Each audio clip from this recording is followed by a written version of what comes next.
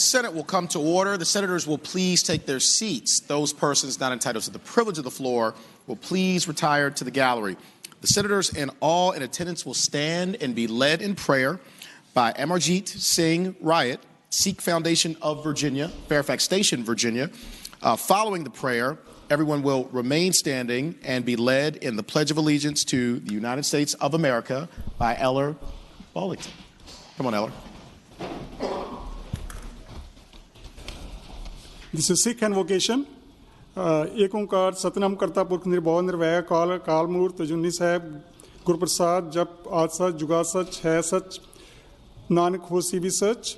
There's one God, the eternal, all-pervading and everlasting, fearless, without enmity, never incarnated, present throughout creation, self-existent and enlightened, mediate on the name of Lord God, who was true in beginning, true in the primeval age, true now, and true always.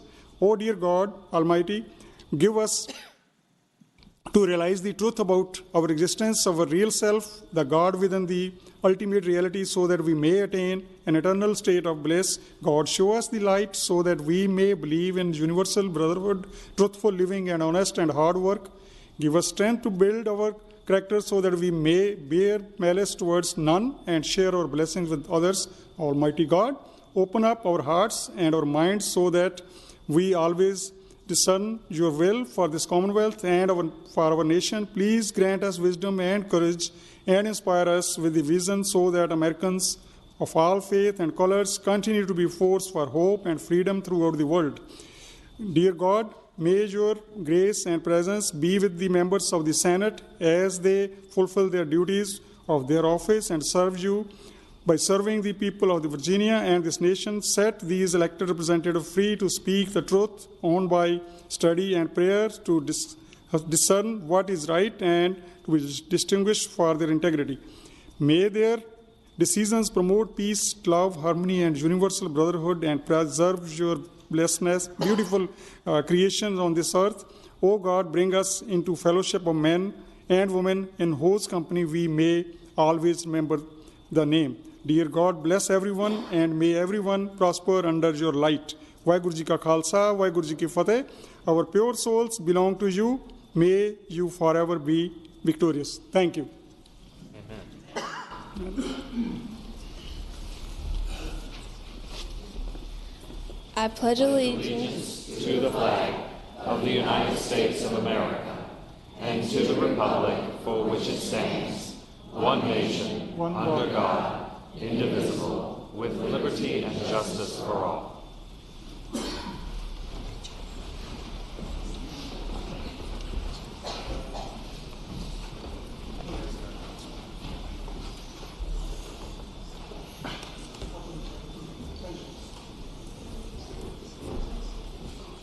The clerk will call the roll. All those in attendance will please record their vote aye.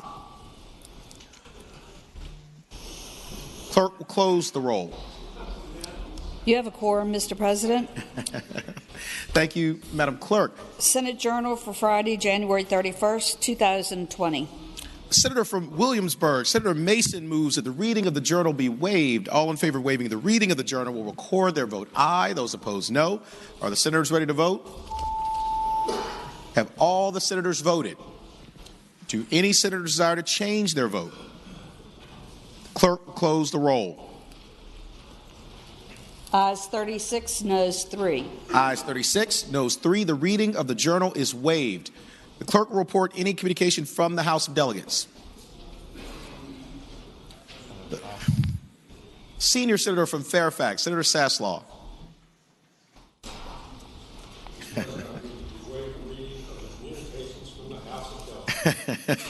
Thank the senator. The question is, shall the reading of the communication from the House of Delegates be waived? All in favor of waiving the reading will record their vote aye. Those opposed, no. Are the senators ready to vote? Have all the senators voted? Do any senators desire to change their vote? The clerk will close the roll. Ayes 36, noes 4. Ayes 36, noes 4. The reading of the communication from the House of Delegates is waived. The clerk will report any communication from the governor. We do not have any, sir. Thank you, Madam Clerk. You're fine. No, you're good. Now comes a time in the morning hour where we have the privilege and the pleasure of welcoming our distinguished guests with us here in the Senate gallery. I will give my usual reminder that the way this will proceed is that a senator will stand up and recognize an individual or group. I will then offer the warm welcome of the Senate, and at the very end, we will all applaud together. And I'd like to begin by calling on the senator from Southern Fairfax, Senator Barker. Thank you, Mr. President. Rise for an introduction. Senator, you have the floor. Mr. President, in the gallery now is the leader of one of the Sikh Foundation of Virginia, which is in right off 120, right along 123 in Fairfax Station, Virginia, in my district. He's here with a number of other people from the Sikh temple there, and did an excellent job, obviously, in his opening prayer here in the session today. So I would hope that you would give the warm welcome of the Senate to Amir Singh Riyat from the Sikh Foundation of Virginia, and to all the others who were with him there. I was with them on a Sunday last summer, and let me tell you, it is a energetic, thriving place. So, I thank the senator. Would Amarjit Singh Riyat and all of our friends from the Sikh Foundation of Virginia in the gallery please rise if you are able. Thank you all so much for joining us here today. Thank you for that very beautiful and moving prayer. I believe this was your first time giving it in the Senate, but certainly not your last. And we are grateful for your words of inspiration. We're grateful to the Sikh Foundation of Virginia for your tremendous moral leadership here in the Commonwealth, and you're welcome back here anytime. I would ask everyone to please join me in extending the warmest welcome of the Senate to our distinguished guests.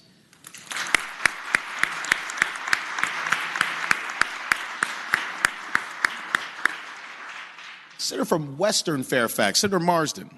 Thank you, Mr. President. I rise for an introduction. Thank you, Senator. You have the floor. Thank you, Mr. President. With us in the gallery today are the VCU Best Program students and teachers. This is a group of folks making a difference in our Commonwealth and their environmental communities along the James River. As part of a 3-year NOAA Bay Watershed Education and Training Grant competitively awarded to VCU, over 3,300 students from Charles City County Public Schools, Colonial Heights, New Kent County, Newport News will be exploring the role of mussels and oysters play in sustaining our James River ecosystems. Led by the VCU School of Education, the VCU Rice River Center, and the VCU Center for Environmental Studies, middle school teachers from each of these school systems are gaining experience in leading edge research from VCU environmental scientists. Please help me recognize these students and their teachers who are making a real difference in their communities along the James River. We appreciate your efforts and that of VCU to help shepherd these types of transformative STEM learning experiences for our underserved students across the Commonwealth. Thank you, Mr. President. I thank the senator. Would our young leaders from VCU Best in the gallery please rise if you are able. Thank you all so much for joining us here today. Thank you for the tremendous work you do to protect our environment, such an important natural resource, the James River. Thank you to our young people. This is the planet that you will inherit, and so we're grateful for your leadership and all that you do to make the Commonwealth of Virginia a better place for us all. I would ask everybody to please join me in sending the warmest welcome of the Senate to our leaders from VCU Best.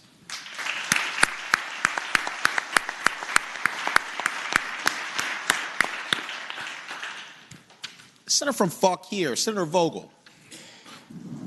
Good morning, Mr. President. I rise for purposes of an introduction. Thank you, Senator. You have the floor. Thank you, Mr. President. I would like to direct your attention in the gallery to a distinguished guest who traveled here this morning for the presentation of a bill. His name is Danny Davis, and he is the town administrator for the beautiful town of Middleburg, Virginia. And Danny Davis showed up this morning and waited in local government for hours for his very important town charter amendment bill to be heard. And I was waylaid at my law office because I was trying to go to work this morning. And I have to extend my deepest apologies because he carried that heavy load himself with Dr. Dunavant, the gentle lady from Henrico, who carried the rest of that load. And I have to say, Mr. President, I know I tried to go to work this morning, and that didn't work. Dr. Dunavant can deliver babies and still come to work. So I both want you to extend the very warm welcome of the Senate to Danny Davis, who is our town administrator, and also say that he got a twofer. He got the support of more than one legislator this morning on his legislation. Thank you, Mr. President. I thank the senator. Would our friend Administrator Danny Davis and any guests with you please rise in the gallery if you're able? Danny, thank you so much for your leadership in Middleburg and also for being here in the Capitol. We appreciate so much having wonderful leaders come and improving our Commonwealth in so many different ways. And I echo the eloquent, generous words of your senator from Fauquier, Senator Vogel, and I know Senator Donovan also is very appreciative of your work. So you, of course, are welcome back here anytime. Middleburg is a gorgeous place, and I would ask everybody to please join me in extending the warmest welcome of the Senate to Administrator Danny Davis.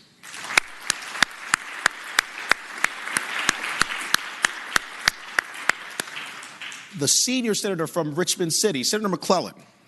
Thank you, Mr. President. I rise for an introduction. Thank you, Senator. You have the floor. Thank you, Mr. President. Joining us in the gallery today, we have members and advocates from the Virginia Young Democrats, which is the affiliate organization for anyone under 36, affiliated with the Democratic Party. Some of us in this chamber, including the senator from Prince William and myself, got our start there.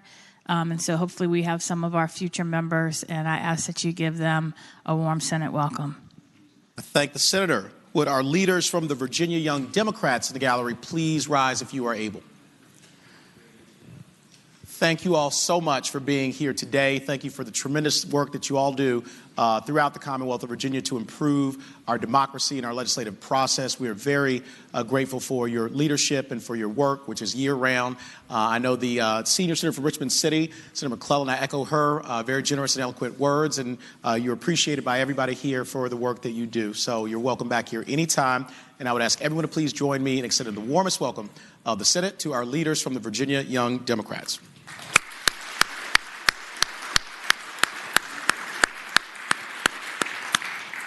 Senator from Lynchburg, Senator Peake. Yes, thank you, Mr. President. Today, we have visiting us from all over the world students who are participating in the ASSE International Student Exchange Program. I had about 30 of them in my office. It was a little crowded this morning. We have a large number of them up in the gallery.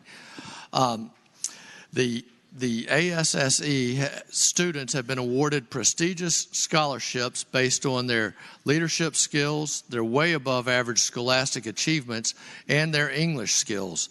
They are selected through a highly competitive merit-based process. Thousands apply, and those selected have gone through a vigorous, comprehensive process.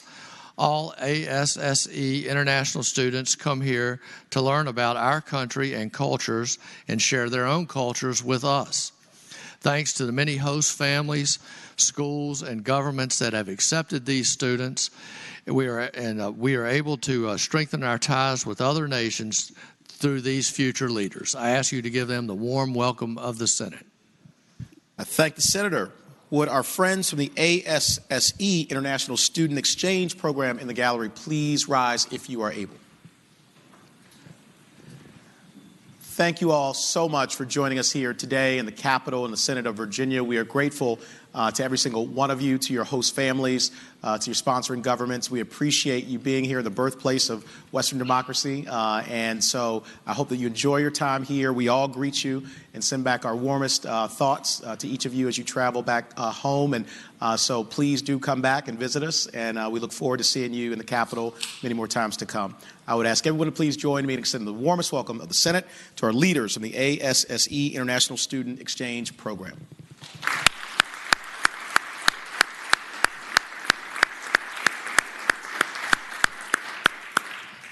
Senator from Franklin County, Senator Stanley. Thank you, Mr. President. I rise for the purposes of two introductions. Thank you, Senator. You have the floor. Thank you, Mr. President. First, I'd like to welcome and have you extend the warm welcome of the Senate to a group of people from Halifax who work so very hard to make sure that our children in our part of the state down there in Halifax have a high-quality education to prepare them for their futures and to give them the greatest chance of achieving the American dream. Mr. President, today we have the Halifax County School Board members and the Halifax County Public Schools representatives joining us in the gallery, and I would ask that you extend to them a warm welcome of the Senate. I thank the senator. Would our leaders from the Halifax County School Board and School Board Public School representatives please rise in the gallery if you are able? Thank you all so much for being here today. We are so grateful for your leadership and all that you do in Halifax County to give our young people and families hope and economic opportunity and a chance, as Senator Sanders said, at the American dream. It really does start with the work you all do every single day. So we appreciate you. Please send our best to the beautiful folks in Halifax. And I would ask everybody to please join me in extending the warmest welcome of the Senate to our distinguished guests.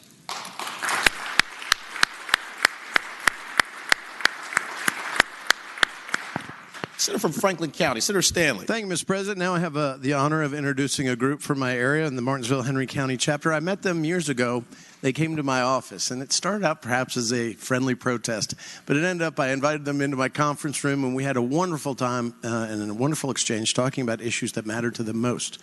Ever since then, I welcome them in my home office about every year, and this year they had set an appointment to meet with me, and I was down in Senate courts dealing with Senator Morrissey and Senator Surville's bills and lots of bills, and so I could not meet with them.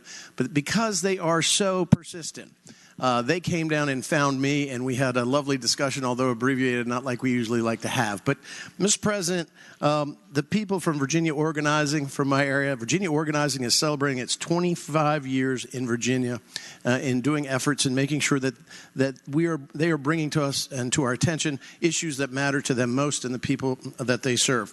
In fact, one of the issues that they are really near and dear to their hearts right now, Mr. President, is the constitutional amendment this year, which will come up for redistricting reform.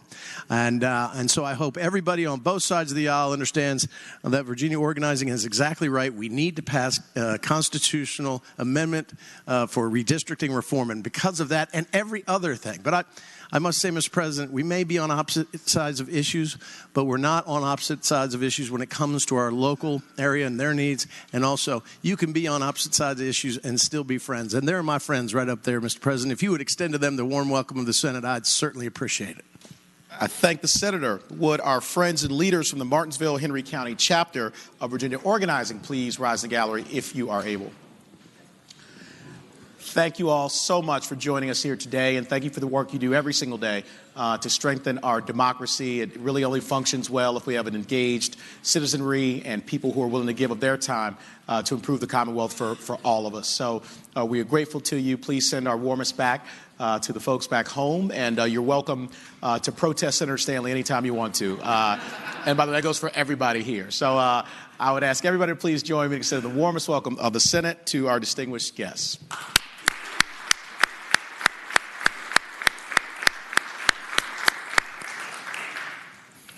Do any other senators wish to be recognized for purposes of an introduction?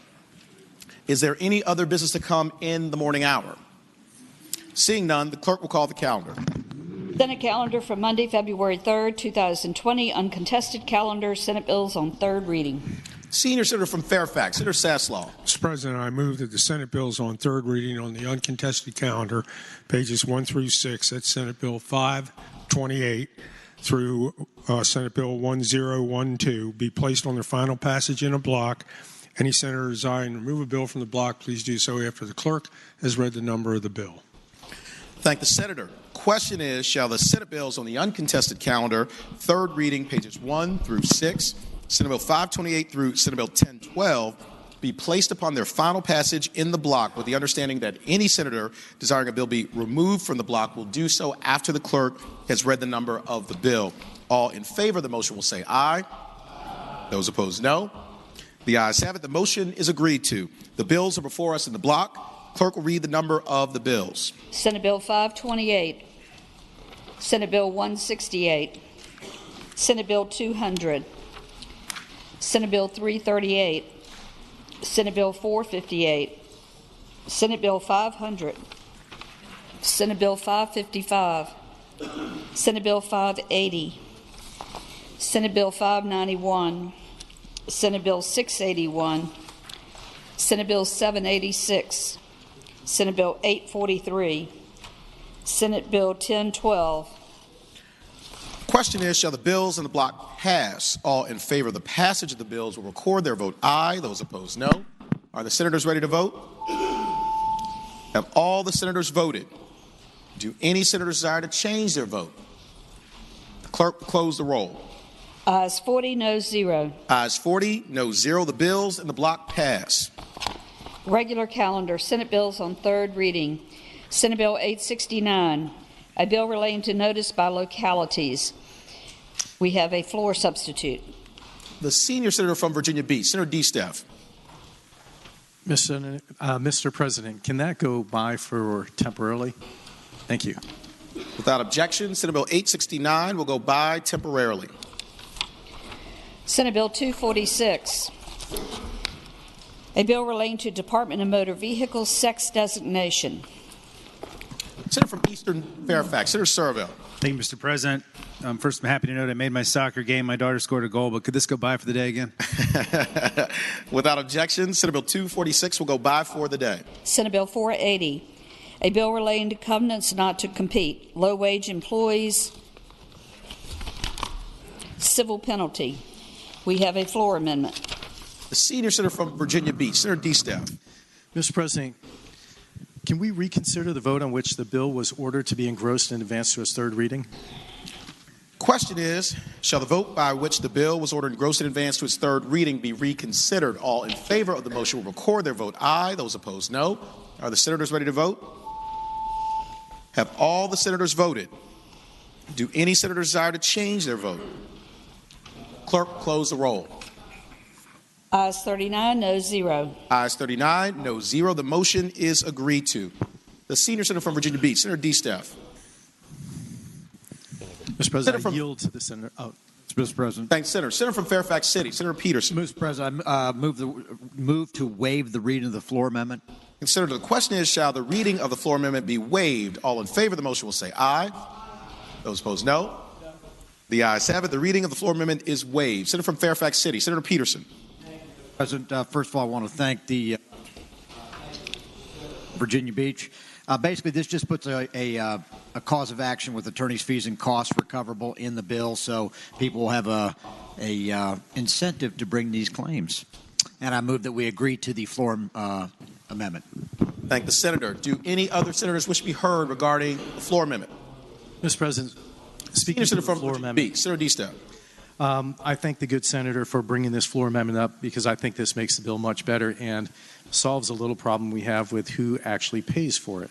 So with that, I'd like to make sure we vote yes on this floor amendment. Thank you. Thank the senator. Question is, shall the floor amendment be adopted? All in favor of the motion will say aye. Aye. Those opposed, no. The ayes have it. The floor amendment is adopted. Senior senator from Virginia Beach, Senator DeStaff. Mr. President, I'd like to engross and advance this to its third reading.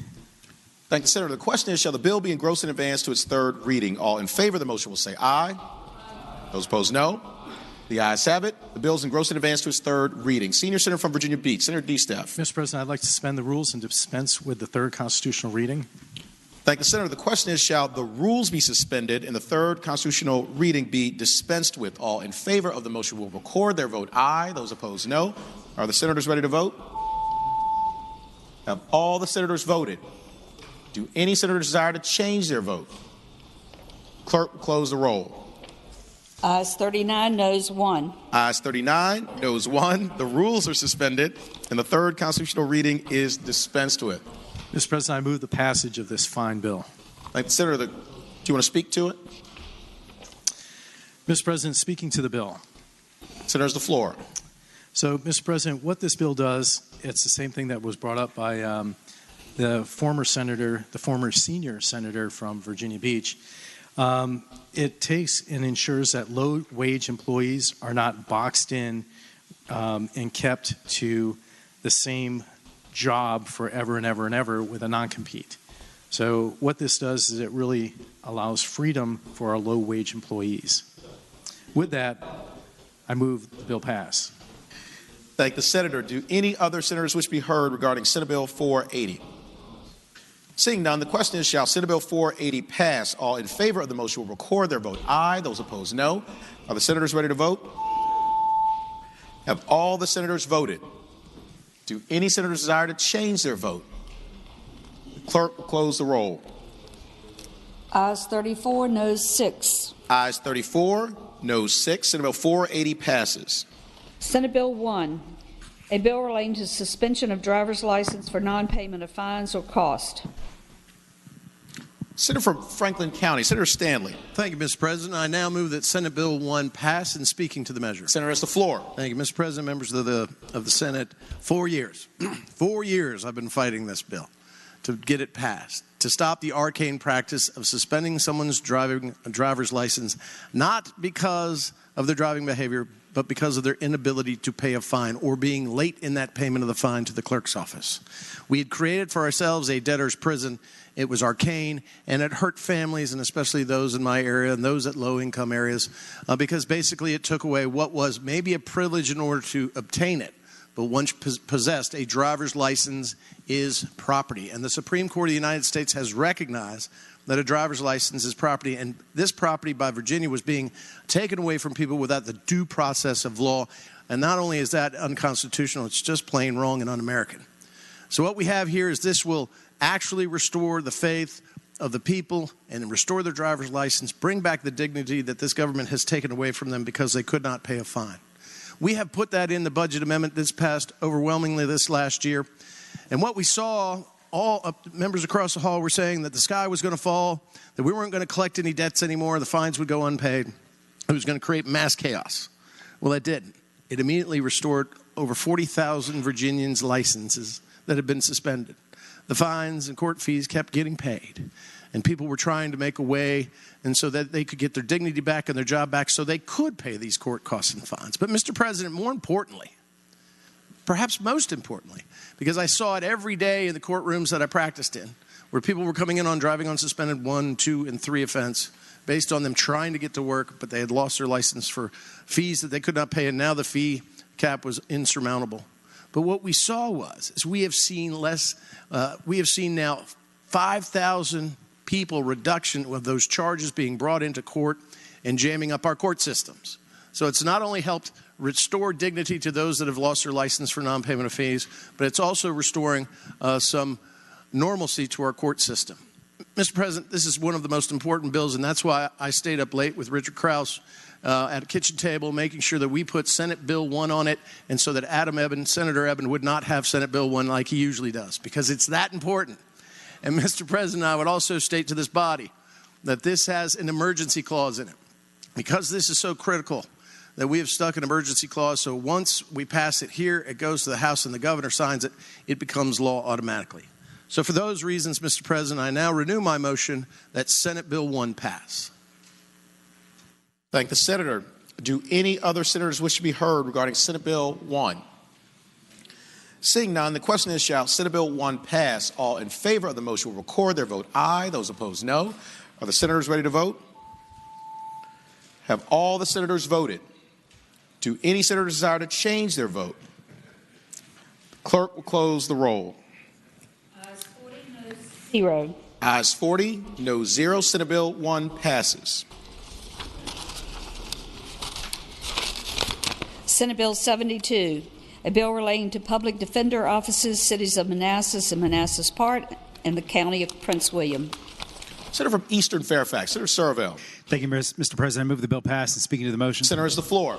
Thank you, Mr. President. Ladies and gentlemen, this bill simply adds Prince William County, the cities of Manassas, Manassas Park, to the localities that will have a public defender's office. Currently, there's about 24 in the state. This makes the 25th and the first new office since, I think, 2004. The Prince William County now has it's the second largest jurisdiction in the state, and this would be an office of about 25 lawyers, about 10 support staff, be one of the biggest public defender's offices in the state. It's supported by not only a large grassroots coalition in Prince William County, of which there's a few up in the gallery watching us right now. It's also supported by the newly elected Prince William County Board of Supervisors, which is pledged to supplement their salaries. Mr. President, having said that, I think this will improve the quality of justice in Prince William County, and I would move the bill pass again. Thank the senator. Do any other senators wish to be heard regarding Senate Bill 72? Seeing none, the question is, shall Senate Bill 72 pass? All in favor of the motion will record their vote aye. Those opposed, no. Are the senators ready to vote? Have all the senators voted? Do any senators desire to change their vote? Clerk will close the roll. Ayes 33, noes 7. Ayes 33, no 7. Senate Bill 72 passes. Senate Bill 110, A bill relating to research and development tax credits, sunset aggregate caps. Senator from Northern Fairfax, Senator Howe. Thank you, Mr. President. I move the bill pass. And speaking to it, Thank you, Senator. You have the floor. a few years ago, we passed two R&D tax credits. One was the small innovator tax credit, and the other was the major innovator tax credit. Once we did this, a number of other states copied us and outdid us because it was such a good tool for economic development. So what this bill does is try to adjust so it's all oversubscribed. We have more people wanting to use this tax credit than we could possibly do with the monies we have. So this increases the small tax credit cap from $7 million to $8.4 million, and the major innovator R&D tax credit from $20 million to $24 million. In other words, 20%. It also adjusts the sunset date and changes the annual filing deadline for the credits to align with the federal R&D tax credit. That's what it does. Thank the Senator. Do any other senators wish to be heard regarding Senate Bill 110? Seeing none, the question is, shall Senate Bill 110 pass? All in favor of the motion will record their vote aye. Those opposed, no. Are the senators ready to vote? Have all the senators voted? Do any senators desire to change their vote? The clerk will close the roll. Ayes 39, noes 1. Ayes 39, noes 1. Senate Bill 110 passes. Senate Bill 231, a bill relating to sales and use tax exemption for menstrual supplies. Senator from Northwestern Fairfax, Senator Boysko. Thank you, Mr. President. I move the bill pass. Thank the Senator. Speaking to the Senator bill. has the floor. This is the Dignity Act, which would remove the sales tax on menstrual products. We passed this through the body last year with bipartisan support. We had to do a compromise with the House last year to get their support. I'm bringing it back in the same form that we had it this year. It does have a clause and an enactment period that is a year ahead, so it would not go into effect until 2021. And I move the bill pass. Thank the Senator. Do any other senators wish to be heard regarding Senate Bill 231? Seeing none, the question is, shall Senate Bill 231 pass? All in favor of the motion will record their vote aye. Those opposed, no. Are the senators ready to vote? Have all the senators voted? Do any senators desire to change their vote? Clerk will close the roll. Ayes 40, noes 0. Ayes 40, noes 0. Senate Bill 231 passes. Senate Bill 335, a bill relating to hunting and fishing license military service. Senator from King George, Senator Stewart. Thank you, Mr. President. I move the bill pass. And speaking to that, thank the Senator. You have the floor. Mr. President, this bill simply gives a discounted license for veterans or those that have served in the military, and I'd ask you to support the bill. Thank the Senator. Do any other senators wish to be heard regarding Senate Bill 335? Seeing none, the question is, shall Senate Bill 335 pass? All in favor of the motion will record their vote aye. Those opposed, no. Are the senators ready to vote? Have all the senators voted? Do any senators desire to change their vote? Clerk will close the roll. Ayes 40, noes 0. Ayes 40, noes 0. Senate Bill 335 passes. Senate Bill 624, a bill relating to conditional release of geriatric prisoners. Senator from Northern Chesapeake, Senator Spruill. Thank you, Mr. President. Speaking to the bill. Senator has the floor. Mr. President, Amendment 624, bill states any person serving a sentence imposed upon a conviction for a felony offense other than a first class 1, other than a class 1 felony. This bill would expand eligibility criteria for geriatric condition release to include individuals who are 50 years old and have served at least 20 years, 55 years old who have served 15 years. Currently, all offenders who are 65 years of age or older who have served 5 years and are 60 years of age or older have served 10 years. JLOC recently published a report on the rising cost of inmates' health and care among the aging population. JLOC's percentage estimate the age of 55 or more than double in the last 10 years. Since 2017, inmates rose over the age of 55 has accounted for 12% of the population who are incarcerated. This bill would allow the most cost and sick offenders to be considered, only to be considered by the Virginia Board of Parole that they will be released. It was the physical impact sent to the Finance Department, and they passed it out. Thank you, Mr. President. Thanks, Senator. Senator, want to move passage? Thank you, sir. Move the bill passed. Thank you. I thank the senator. Do any other senators wish to be heard? What senator from Roanoke County? Senator Suderline rise. Thank you, Mr. President. Will the patron yield for a question? Will Senator yield? Yes. Senator yields. You have the floor. Is there any other situation where we consider people at 50 years old geriatric? Senator has the floor. Mr. President, I do not know. Further question? That just seemed pretty young to me, Mr. President. So I was curious to how 50 years old is now considered geriatric. Mr. President, we're talking about those who are really sick. We're not talking about because you're 50 years old. I mean, because you got some 60s old who are healthy. We're talking about those who are really sick, that incapacitated, that they can consider it. That they could consider giving them parole. Further question? Mr. President, it just seems I seem to read this a little bit differently. Thank you. Thanks, Senator. What senator from Rockingham? Senator Obenshain rise. Mr. President, I reluctantly rise for question. Senator Yield for a question? Yes, sir. Senator Yield, you have the floor. Could you point me to the portion of this bill that says that you have to be sick in addition to being old? Senator has the floor. Mr. Chairman.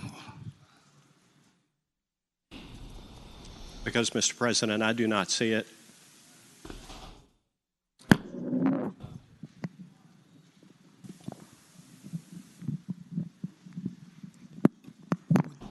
The gentleman from Chesapeake yield. Wait a minute, I'm reading.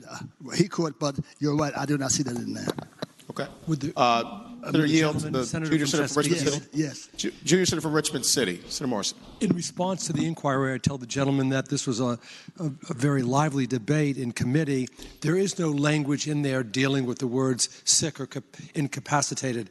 However, the dialogue and the debate during committee meetings and among the various stakeholders was that portion of the population that reached anywhere from 50 to 65, the statistics showed were very sick or were more sick, more in need of services than any other population in DOC, and were costing the Commonwealth, where it normally costs $21,000 a year to incarcerate somebody, upwards of $40,000 or $60,000 per person. So, further question? Mr. President, I guess further question is, I guess the answer to that question is that this bill is not as described. It is an absolute geriatric release provision for prisoners over 50 or 55, and it has nothing to do with illness. Senator's floor. Mike, can you all hear? Is your mic on? Mr. President. Hold on one second. You good? Okay. For what person from Eastern Fairfax, Senator Sarvell rise. To yield? To answer his question. Sure. You have the floor. What I would say to the senator from Rockingham is it's not an absolute release. It simply makes people eligible for parole, which requires a hearing and a proceeding. And I believe about 3% of the people who are eligible are actually getting released. So it's a very small possibility. It just makes people eligible. And I would also just note that these prisoners have to serve a portion of their sentence, differing lengths of sentence based on their age, before they're eligible. So it's not just an automatic release. So, Mr. President, further question. Further question? So, to whoever wants to answer it. So, am I correct in understanding that this would apply to someone who's convicted at age 40? They would be eligible for release at age 55. Senator from Eastern Fairfax. Mr. President, what I would say to the gentleman is if he looks at lines 50 through 51, it depends on their sentence, but if they're convicted at 40, if they hit age 50, they would not be eligible because they hadn't served 20 years yet. If they get 55, they wouldn't be. They would be eligible if at 55 if they've served 15 years in prison. And Mr. President, further question? And that 15 years in prison would be irrespective of the amount of time that they were sentenced for. They may have been sentenced to serve 30 years after that, or 40 years, or 50 years. After that first 15 years, they would be eligible for release. Senator's floor. And I'll yield. But what I would say is that provided it was not the type of sentence that was life without parole, yes, they'd be eligible for parole to be part of that 3% that gets parole. So, Mr. President, further question.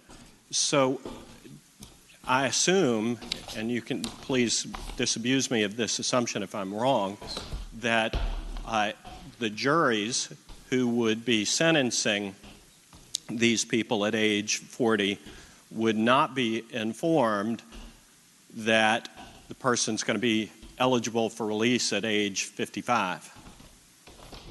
Senator's the floor. I would yield, and then I would say to the gentleman, yes, I believe he's correct about that. Further question? I thank the gentleman. Thank the senator. For what purpose is the junior senator from Virginia Beach, Senator Kiggins, rise? Mr. President, I rise to speak to the bill. Senator has the floor. I just want to point out I find the language of the bill to be a little bit misleading as far as the definition of geriatric is concerned. In the medical field, geriatric is defined as age 65 and above. And with the aging of America and Americans living longer and healthier lives well into their 70s and 80s, I find the term geriatric at age 50 to be extremely misleading. And then just also contributing with the cost of housing prisoners being more expensive at that age, I would argue that that's probably incorrect information, just with, again, people living very active, healthy lives well into their even 80s, 90s, and above these days. So thank you. Thank the senator. For what purpose is Senator from Arlington, Senator Favola, rise? I'm speaking to the bill. Senator has the floor. Thank you. Colleagues in the Senate, I would ask that you support this bill for several reasons. When we heard the bill before Rehab and Social Services, the members of the administration and actually individuals who had served on the parole board came forward and were very clear about saying this would be considered a guideline or a marker, if you will. Maybe that's a better word since it would be in statute, but regulations still have to be promulgated, and more than just the age would be addressed in those regulations. And, you know, including health status, severity of the crime, behavior of the prisoner while the prisoner was incarcerated, et cetera, et cetera. So this is a marker, and I think it would be a mistake to read it as a complete and total standalone criteria, and I just wanted to make that point. And the other point I would make is it was very clear to the committee that there would have to be some plan if a prisoner were to be released on parole. Housing would have to be provided in some other venue. There would have to be some place to release that prisoner to. So that's an important point when you're talking about the application of this.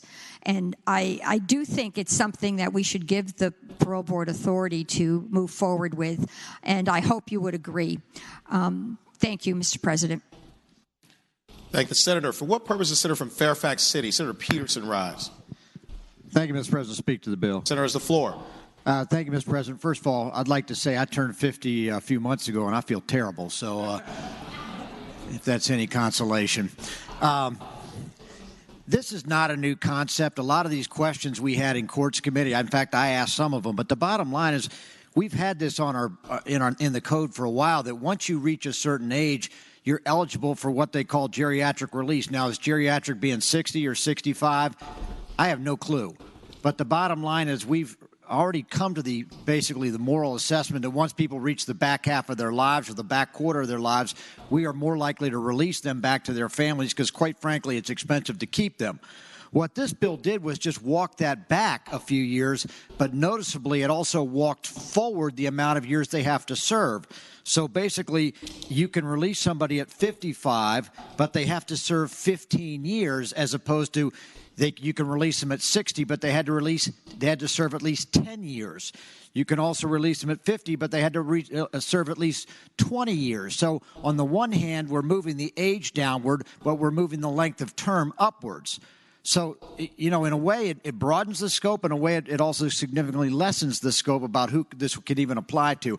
I think the real issue is, again, we're just allowing people to petition for this. As to whether or not they'll get accepted or whether or not their application will be approved, that'll be up to the parole board. But the bottom line is I just want to be clear that we made this choice years ago for geriatric release for just the reasons that have been articulated earlier, that at some point it's both more humane and also cheaper to let them live with their families. Thank you. Thank the senator. For what purpose is the senior senator from Chesapeake, Senator Cosgrove, rise? Speak to the bill, Mr. President. Senator has the floor. Mr. President, ladies and gentlemen of the Senate, I know this is established policy, but I got to tell you what we're dealing with here.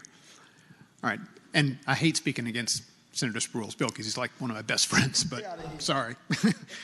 But I will tell you that we're talking about anything other than a Class 1 felony. That means aggravated malicious wounding, bank robbery, armed robbery. I mean, these are some pretty severe and pretty nasty crimes that we're talking about here. And I'll be honest with you, just looking at the way it is right now, if I commit bank robbery at 60 and I serve 5 years, I could be considered for parole, even if I got a 20-year sentence or more. This just doesn't make a lot of sense. And I'll be honest with you, I look at some of the people in here, and I'll use the senior senator from Fairfax. He's in pretty good shape, and like he's been here forever. So, just saying. I mean, yeah. But I hope we'll consider this bill and not act on this bill. Thank you. Thank the senator. For what purpose the senator from Roanoke City, Senator Edwards, rise? Mr. President, speaking for the bill. Senator has the floor. The studies show that the prison population in Virginia has more than doubled since before no parole, starting from 1990 to 2018, I believe it is, more than doubled.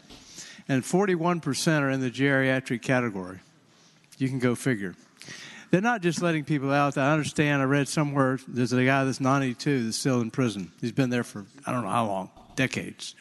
I know another guy that's been there since 1975, committing murder. They're not letting him out. What this would do is simply give the parole board the right to look at the facts, to see what the situation is in terms of health. And over 55, the people over 55, by the way, typically don't commit crimes. Typically, they wear out, by the way. There's such a thing as aging out. Bank robbers don't do it after 50 or so. The people that do the violent crimes are typically in their 20s and maybe 30s. But they would the parole board look at the record, look at the seriousness of the offense, and decide whether the person should be let out. It costs, the last figure I saw, $43,000 or so on average to keep an inmate in prison. We could save a lot of money by letting some of these people out that we understand we have some in nursing homes that don't even know what's going on anymore. They're suffering from dementia. Wouldn't it be not just humane, but save the Commonwealth a lot of money? Let the parole board let them out on conditional release, depending on their circumstance. Again, the figures show 3% or something like that are actually being let out. That's a very tiny figure. But some ought to be let out, not just for humanitarian reasons, but to save the Commonwealth an awful lot of money. Thank the senator. For what purpose, Senator from Henrico, Senator Donovan, rise? Thank you, Mr. President. I rise to speak to the bill. Senator has the floor. I have just heard in the conversation on the floor today several times that this would save the Commonwealth a lot of money.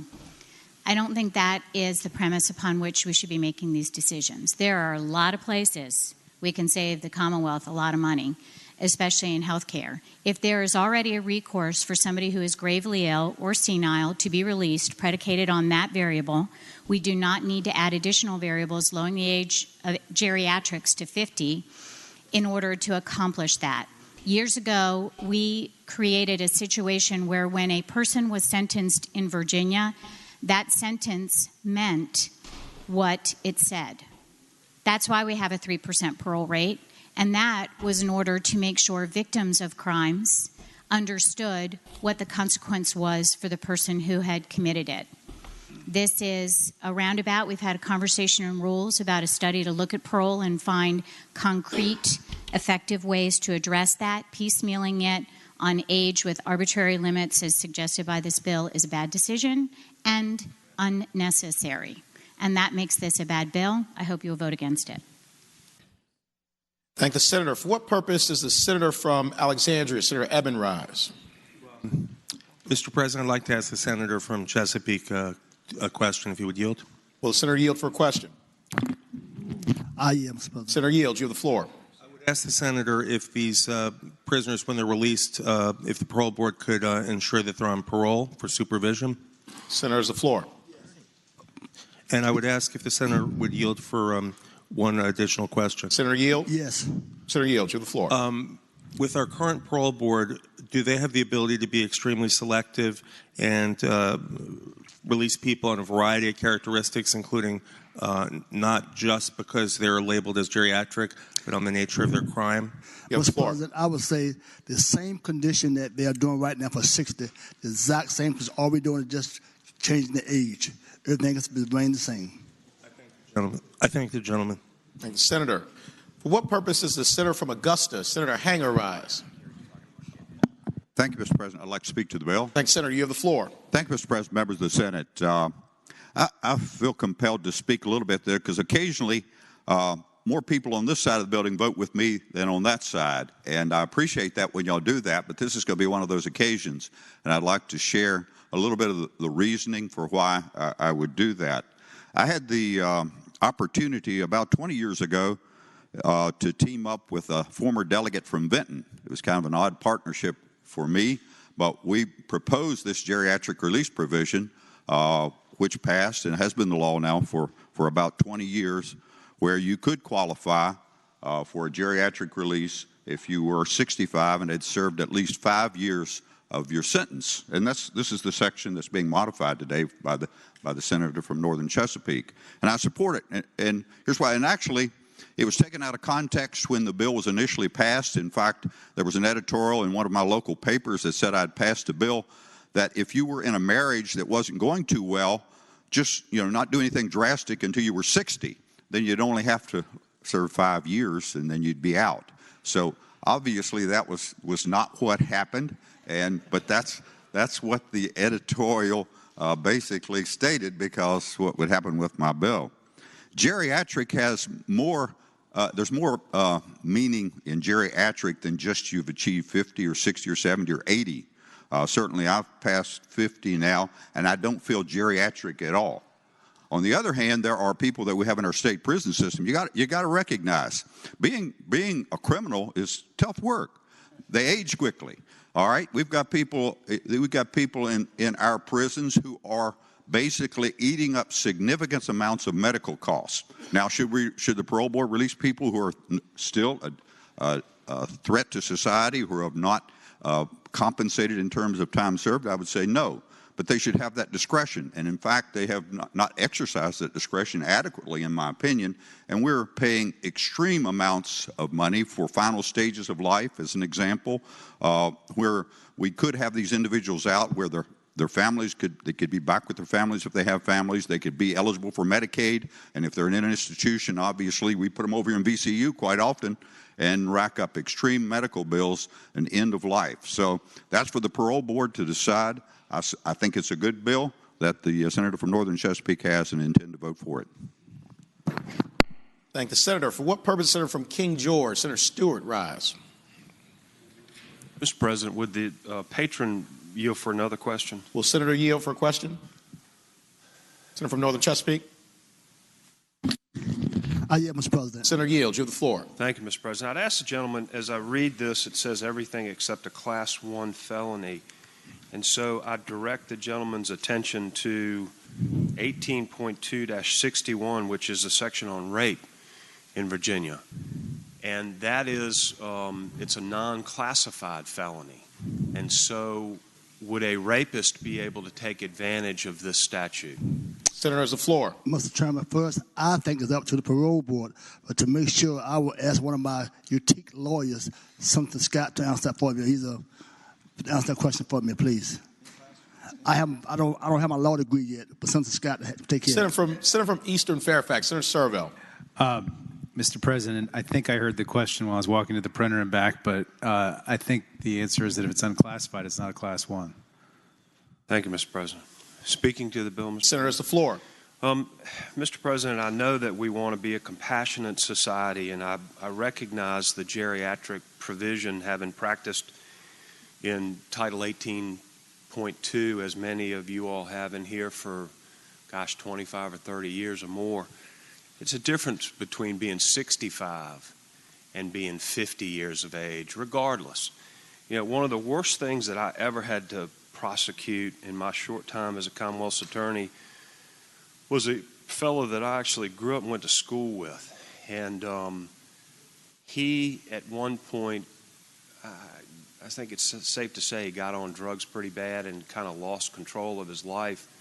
And one night, he was separated from his wife. His wife had custody of the children. He abducted his daughter from the mother and raped her. She was 15 years old, in the back of his car down in the woods. And it was horrible.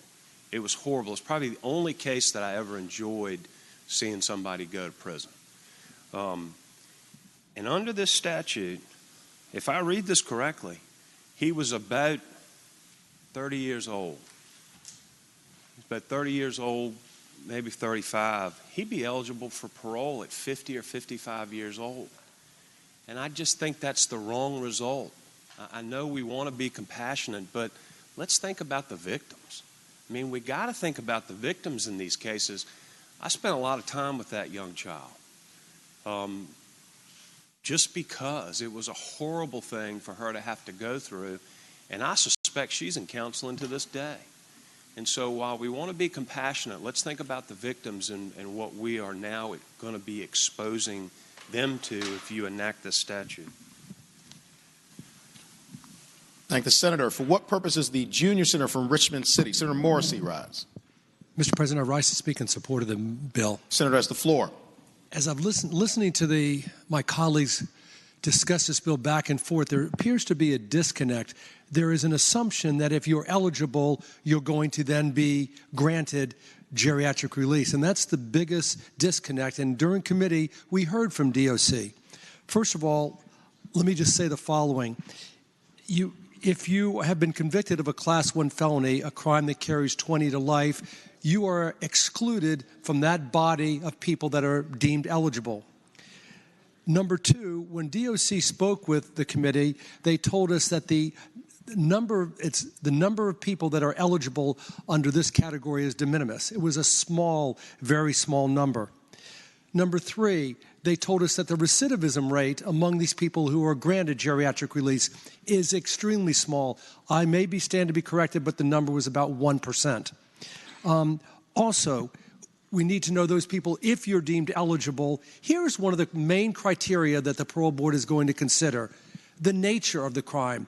And I would tell my colleague from Prince George that the horrible nature of that crime, which none of us disagree with, would in all likelihood make him ineligible.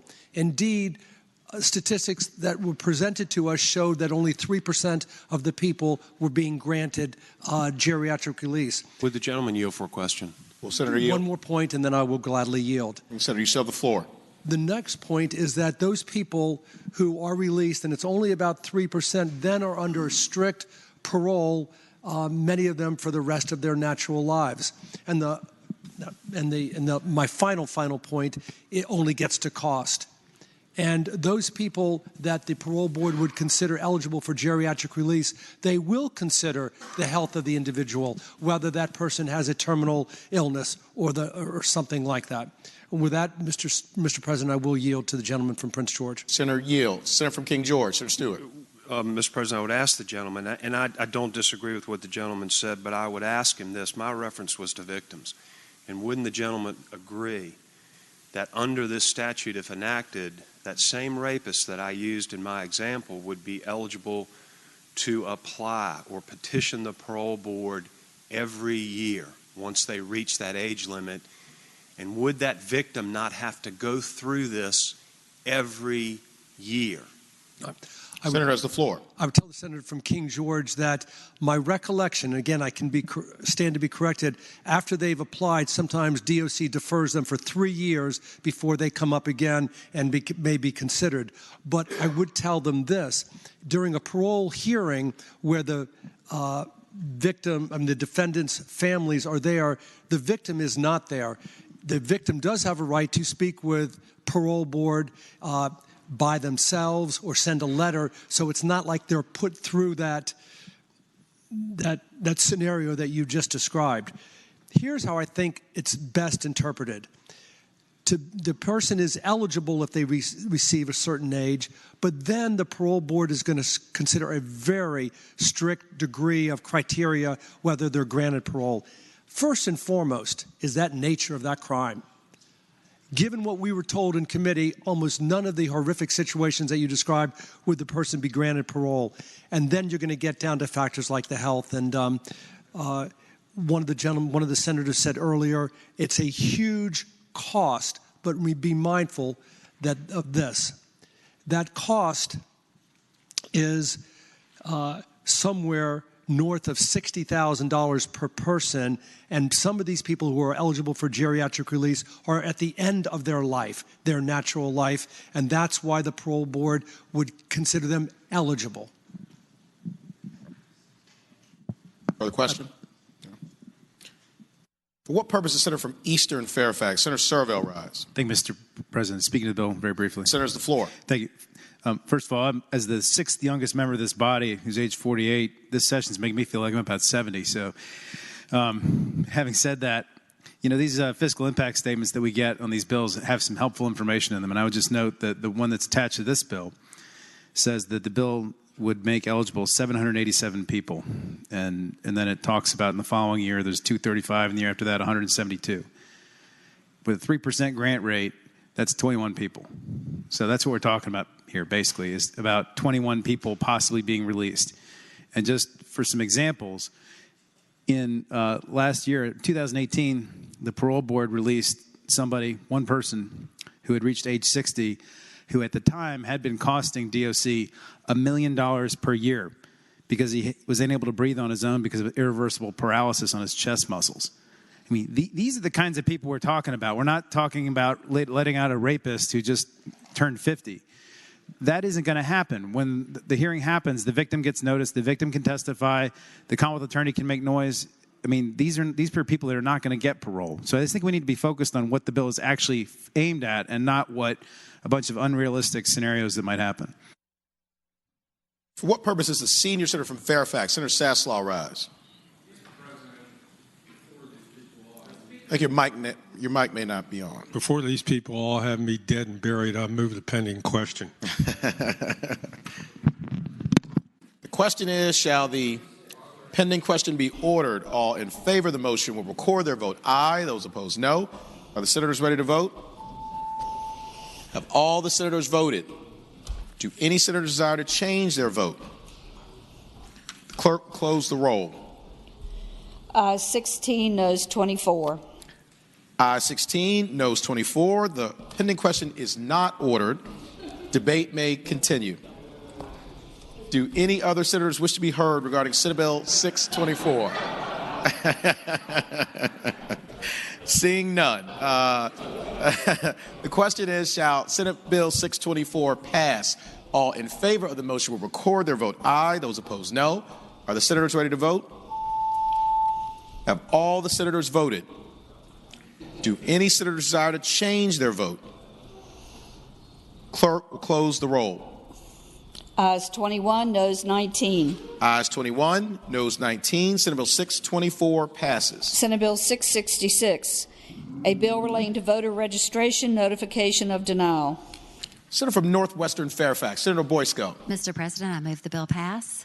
Thank you, Senator. Speak to the bill. Speaking to the bill. Senator has the floor. SB 666 is dealing with voter registration. Currently, registrars have 14 days to alert a registration applicant that there's a problem with it.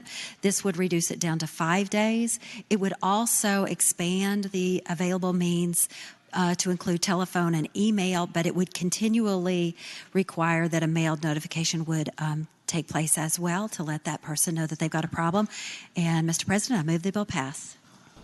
Thank the Senator. For what purpose does the senior senator from Chesapeake, Senator Cosgrove, rise? Would the gentlelady yield for a question? Will the senator yield? Yes, sir, I will. Senator yield. You have the floor. I'd ask the senator, does the bill number have any indication about this bill? No, sir. Mr. President, this is a good bill. It is not evil, and I move the bill pass. I thank the gentlelady. Thank the senator. Do any other senators wish to be heard regarding this bill number? Seeing none, the question is, shall this bill pass? All in favor of the motion will record their vote aye. Those opposed, no. Are the senators ready to vote? Have all the senators voted? Any senator desire to change their vote? Clerk will close the roll. Ayes 31, noes 9. Ayes 31, noes 9. This bill passes.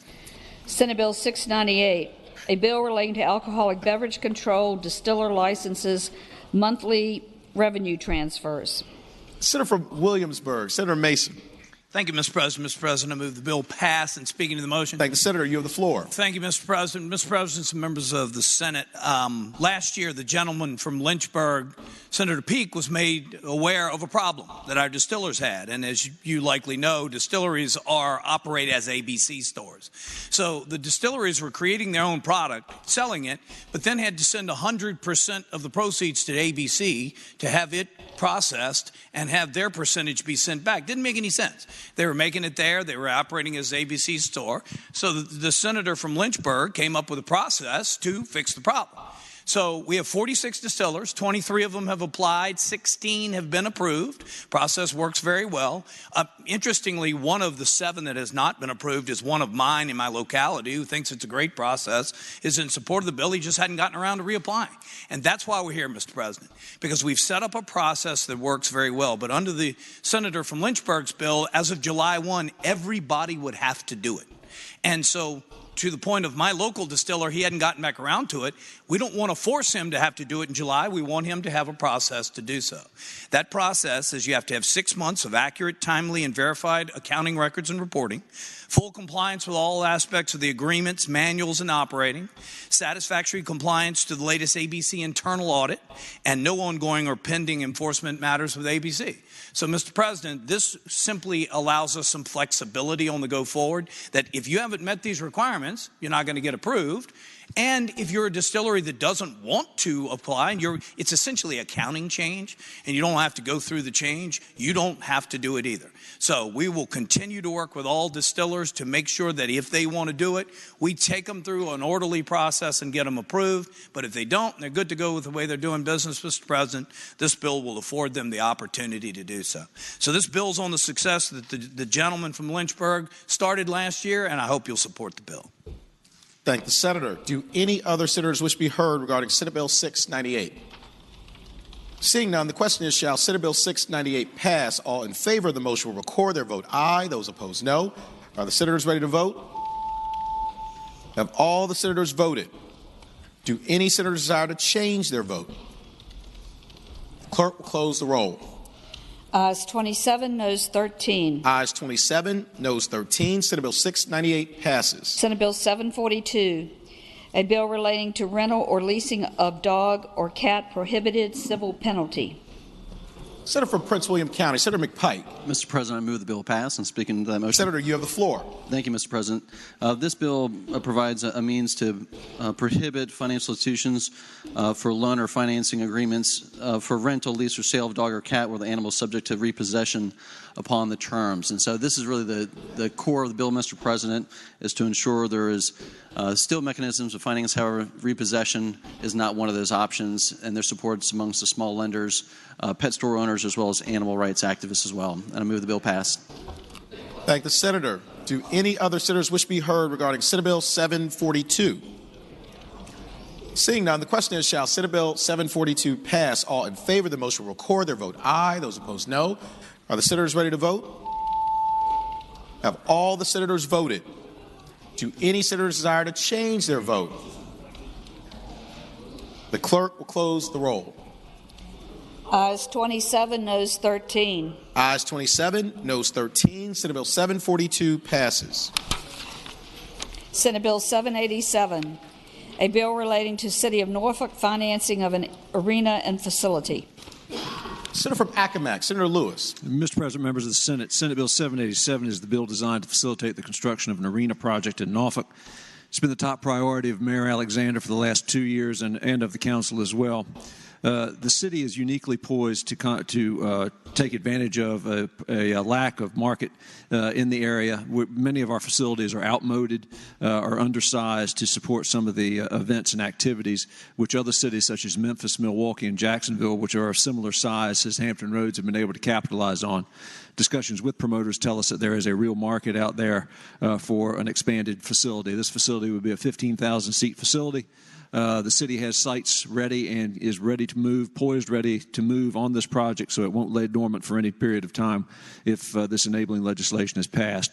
What this bill does is allow the issuance of bonds for the construction of this facility, and as we have done with similar projects across the Commonwealth, allows the sales tax realized from activities at this facility to be used to repay the revenue bonds.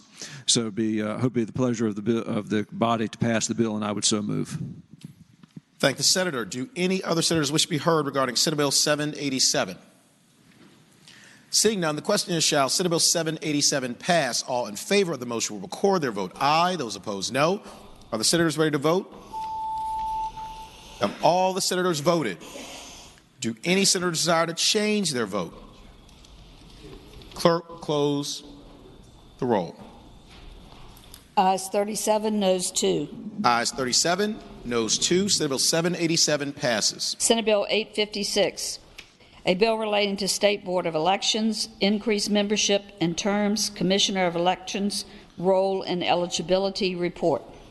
Senator from Alexandria, Senator Eben. Thank you, Mr. President. SB 856 would fulfill a goal that's been held for a few years by increasing the number of members of the State Board of Elections from 3 to 5. The board was created before the inclusion of open meeting requirements in Virginia. So right now, 2 members of that 3-member board cannot talk to each other outside of the meetings where minutes are taken and so forth. Further, allowing the board to have 5 members would allow for greater geographic diversity. Right now, the board has 3 members who each reside in one of the Commonwealth's population centers, being Northern Virginia, the Richmond area, and Hampton Roads. There's no representation for the less populated areas of Virginia, with smaller jurisdictions which have unique needs with their electors and their elections. So this would allow the governor to do a better job in including them. And it contains a provision encouraging that the appointments be made with due consideration of geographic representation. With that, I move that we pass the bill. Thank the Senator. Do any other senators wish to be heard regarding Senate Bill 856? Seeing none, the question is, shall Senate Bill 856 pass? All in favor of the motion will record their vote aye. Those opposed, no. Are the senators ready to vote? Have all the senators voted? Do any senators desire to change their vote? The clerk will close the roll. Ayes 34, noes 6. Ayes 34, noes 6. Senate Bill 856 passes. Senate Bill 857, a bill relating to voter registration, public access not required for certain voter registration events. Senator from Alexandria, Senator Abbott. Thank you, Mr. President. This is one of the simpler bills that I've had in a long time, and it's kind of what I would call red, white, and blue. Right now, our voter registrars are not allowed to attend voter naturalization ceremonies and register new Americans and new Virginians unless they're at locations open to the public. So if there's a naturalization ceremony in a federal courthouse, in a closed room where there's limited attendance or guests, or in a auditorium that's not in a school that's not open to the general public, they cannot attend, they cannot register voters. This would allow for that, and this would also allow for them to enter public high schools, or really any high schools, to register voters as well. So it's a nonpartisan allowance for our local registrars. And with that, I hope that we'll pass Senate Bill 857. Thank the senator. For what purpose is Senator from Hanover? Senator McDougall rise. Mr. President, would the gentleman yield for a question? Will Senator yield? I yield. Senator Yield, you have the floor. Mr. President, I ask the gentleman, is the locations that are closed to the public limited to schools, or could they also be private organizations or entities that would be limited to the public that the registrar would now be able to do? Senator has the floor. If you look at the amendments on pages 16 and 17, it is limited to schools and naturalization ceremonies that are not, like on 36, 37, voter registration conducted in a high school or at the location of a naturalization ceremony shall not be required to be open to the public. And that's the only general change with the bill. Further question? Mr. Chairman, would the gentleman yield for a further question? Senator Yield. Mr. Chairman, Mr. President, as I'm looking down, it seems like much of Code Section 24.2.415 is stricken. What changes do those provide in addition to the ones the gentleman just described? Senator has the floor. I believe that the only thing that was stricken was on lines, it was supposed to be 52 through 54, and on line 19 through 21. I'm looking at the changes now, and if you look at number 8, it says, we could take this by temporarily, and I can confer with the gentleman if that's okay. Thank the gentleman. Thank the senator. Without objection, Senate Bill 857 will go by temporarily.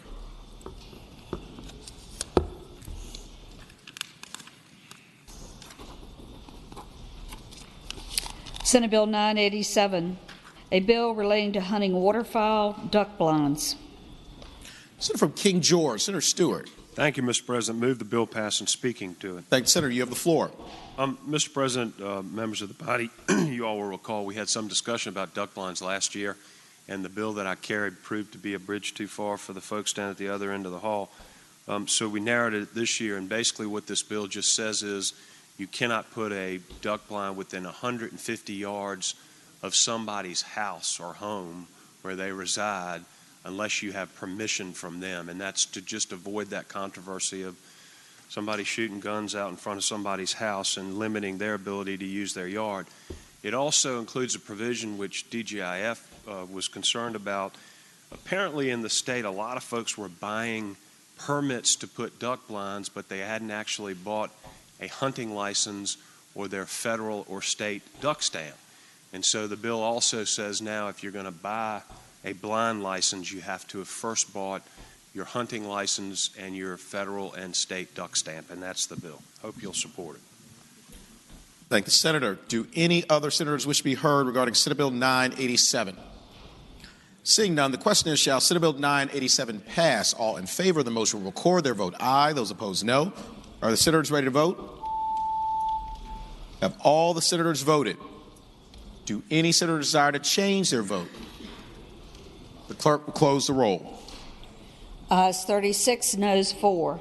Ayes 36, noes 4. Senate Bill 987 passes. Senate Bill 1028, a bill relating to additional local sales and use tax in Northampton County, appropriations of Northampton County to incorporated towns for educational purposes. Senator from Accomack, Senator Lewis. Mr. President, members of the Senate, this is a type of measure we've seen before. Last year we did this to the county of Halifax. This year I believe the senator from Mecklenburg has a similar version or bill working its way through the system. Essentially what we have is a situation in Northampton County where the county is in dire need of significant infrastructure improvements. It's seen a dramatic decrease in its assessed value of its real property. They have about 75% of their students are on free and reduced lunch.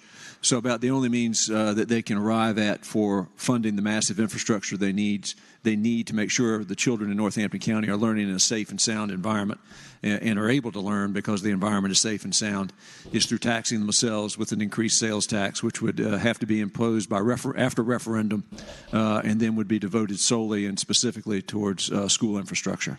So with that, I'd ask that the bill pass. Thank the senator. Do any other senators wish to be heard regarding Senate Bill 1028? Seeing none, the question is, shall Senate Bill 1028 pass? All in favor of the motion will record their vote aye. Those opposed, no. Are the senators ready to vote? Have all the senators voted? Do any senators desire to change their vote? Clerk will close the roll. Ayes 28, noes 11. Ayes 28, noes 11. Senate Bill 1028 passes. Senate Bill 1090, a bill relating to scenic rivers, Grays Creek in Surrey County. Senator from James City County, Senator Norman. Thank you, Mr. President. On behalf of my cohort and myself, I would move that Senate Bill 1090 pass, and it is merely the naming of a portion of Grays Creek in downtown Surrey County, Virginia. Thank the senator. Do any other senators wish to be heard regarding Senate Bill 1090? Seeing none, the question is, shall Senate Bill 1090 pass? All in favor of the motion will record their vote aye. Those opposed, no. Are the senators ready to vote? Have all the senators voted? Do any senators desire to change their vote? The clerk will close the roll. Ayes 35, noes 5. Ayes 35, noes 5. Senate Bill 1090 passes. Returning to page 7, Senate Bill 869.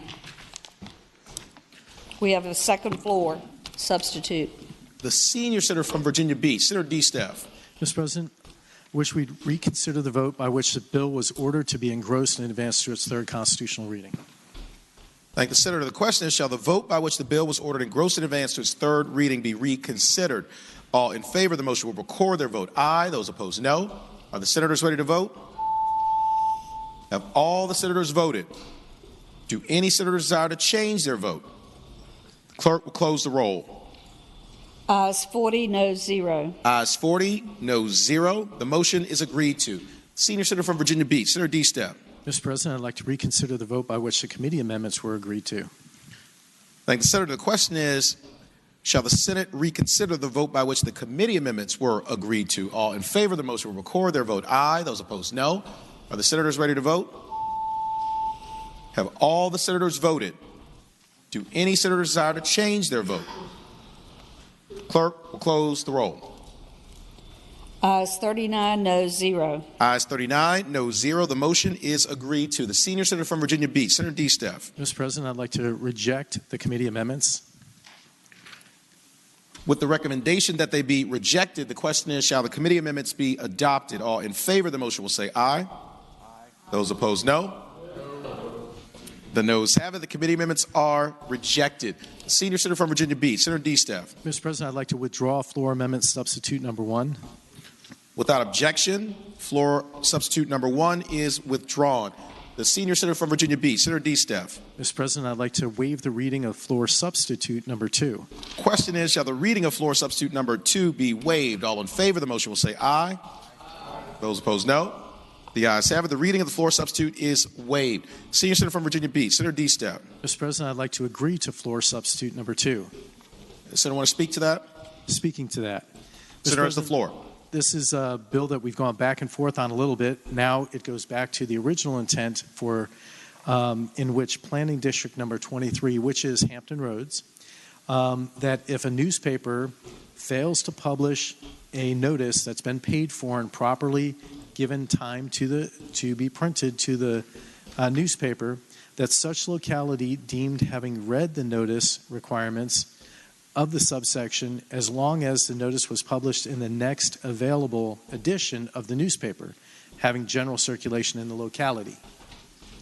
So, Mr. President, that kind of is it, and we're back to having it restricted to just Planning District number 23, which encompasses Hampton Roads.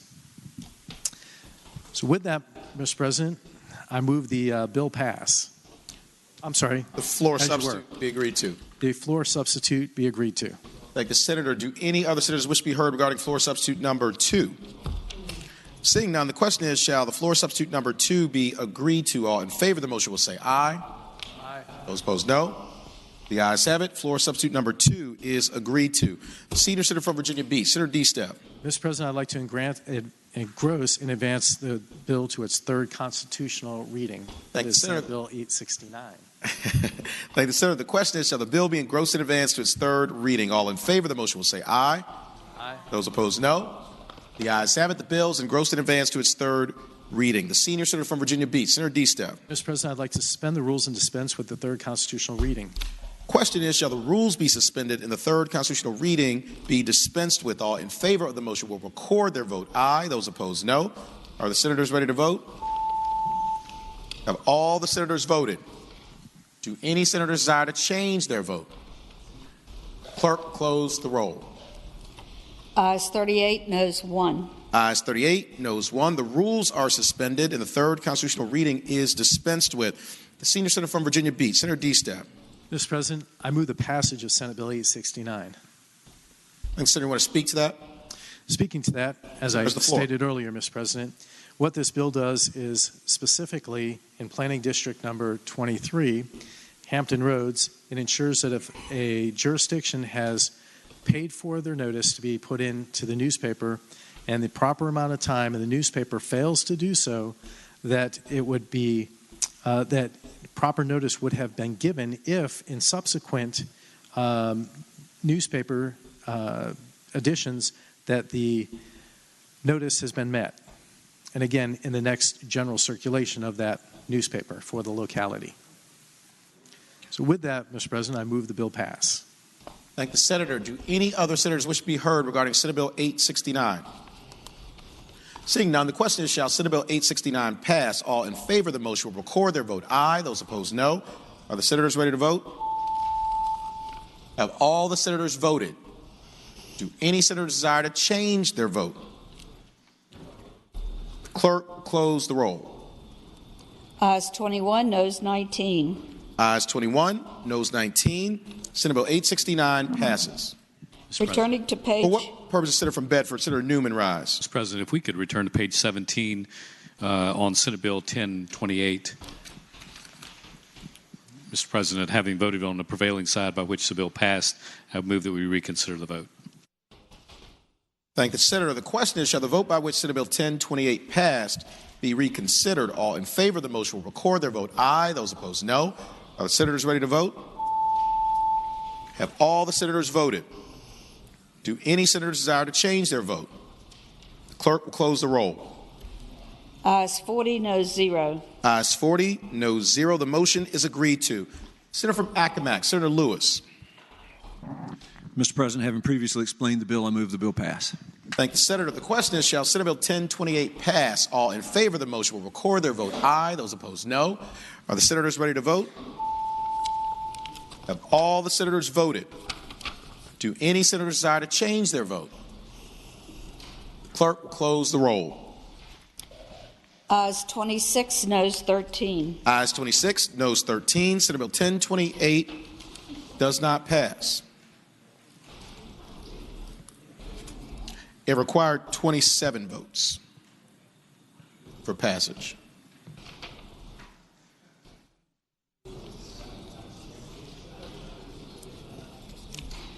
Returning to page 16,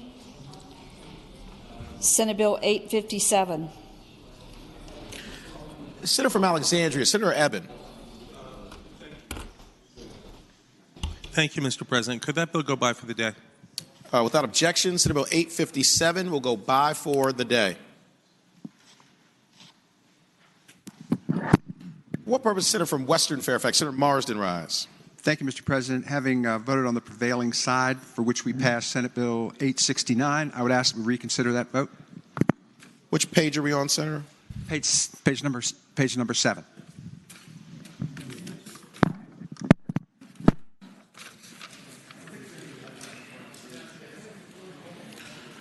Question is, shall the vote by which Senate Bill 869 passed be reconsidered? All in favor of the motion will record their vote aye. Those opposed, no. Are the senators ready to vote? Have all the senators voted? Do any senators desire to change their vote?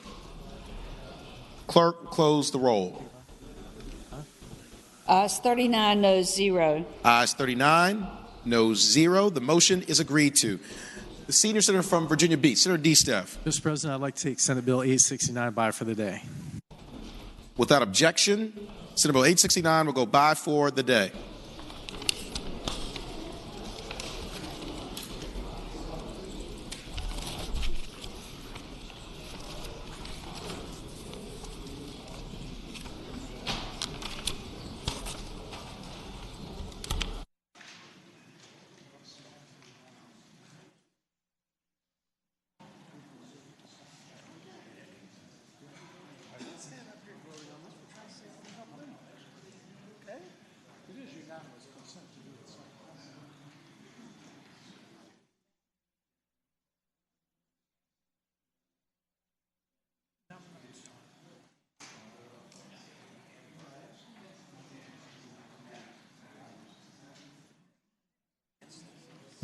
That's okay.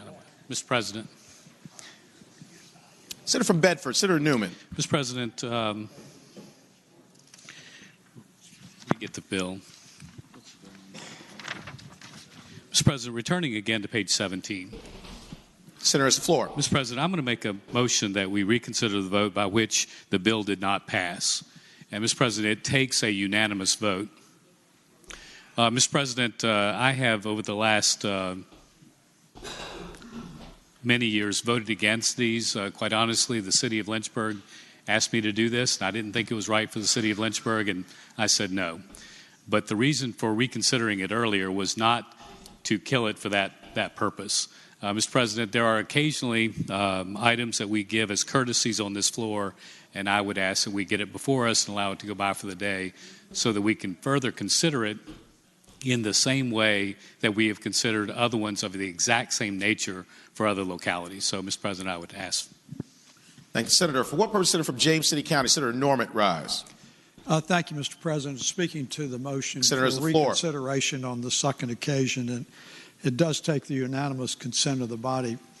I would add to that immediately. Everybody needs to calm down for a second. You know, the immediate accusations of retribution as a result of a senator casting a vote is very unladylike and very ungentlemanly-like. And I say on behalf of my seatmate that he has every time consistently voted against these bills. So for anyone to immediately assume that there was some kind of insidious political move here is absolutely foolishness. So I would respectfully ask my colleagues to consider granting unanimous consent for the reconsideration of the bill. I do not anticipate that my seatmate would change his vote on it because he has been consistent his entire legislative career. And then that we would pass it by for the day and allow the senator from downtown Accomack to see if he has any magic left in his wand. Thank you, Senator. The pending motion is one for reconsideration on the second pass, which requires unanimous consent. The question is, shall the vote by which Senate Bill 1028 failed be reconsidered? All in favor of the motion will record their vote aye. Those opposed, no. Are the senators ready to vote? Have all the senators voted? Do any senators desire to change their vote? Clerk will close the roll. Ayes 40, noes 0. Ayes 40, noes 0. The motion is agreed to. Senator from Accomack, Senator Lewis. Mr. President, hoping that this geriatric has some magic left in his wand, I would ask that the bill go by for the day. Thank the senator. Without objection, Senate Bill 1028 will go by for the day. Uncontested calendar, Senate bills on second reading. Senior Senator from Fairfax, Senator Saslaw. Mr. President, I move that all Senate bills on second reading on the uncontested calendar, it's pages 19 through 32, Senate Bill 919 through Senate Bill 1070, that's 1070, be advanced to their engrossment and third reading in a block after the adoption of any amendments thereto. Any senator desiring to remove a bill from that block, please do so after the clerk has read the number of the bill. Thank the senator. The question is, shall all Senate bills on second reading on the uncontested calendar on pages 19 through 32, Senate Bill 919 through Senate Bill 1070, be engrossed in advance to their third reading in the block after the adoption of any amendments thereto, and that any senator desiring a bill be removed from the block will do so after the clerk has read the number of the bill. All in favor of the motion will say aye. Those opposed, no. The ayes have it. The motion is agreed to. The clerk will read the number of the bills. Senate Bill 919, reported from the Committee on Finance and Appropriations with an amendment. Senator from Lynchburg, Senator Peake. Yes, sir, Mr. President. I move the committee amendment be agreed to. Thank the senator. The question is, shall the committee amendment be agreed to? All in favor of the motion will say aye. Those opposed, no. The ayes have it. The committee amendment is agreed to. Senate Bill 989, reported from the Committee on Finance and Appropriations with an amendment. Senator from King George, Senator Stewart. Thank you, Mr. President. I move the amendment be adopted. Thank the senator. The question is, shall the committee amendment be adopted? All in favor of the motion will say aye. Those opposed, no. The ayes have it. The committee amendment is adopted. Senate Bill 50, reported from the Committee on General Laws and Technology. Senate Bill 59, reported from the Committee on the Judiciary with amendments. Senator from Augusta, Senator Hanger.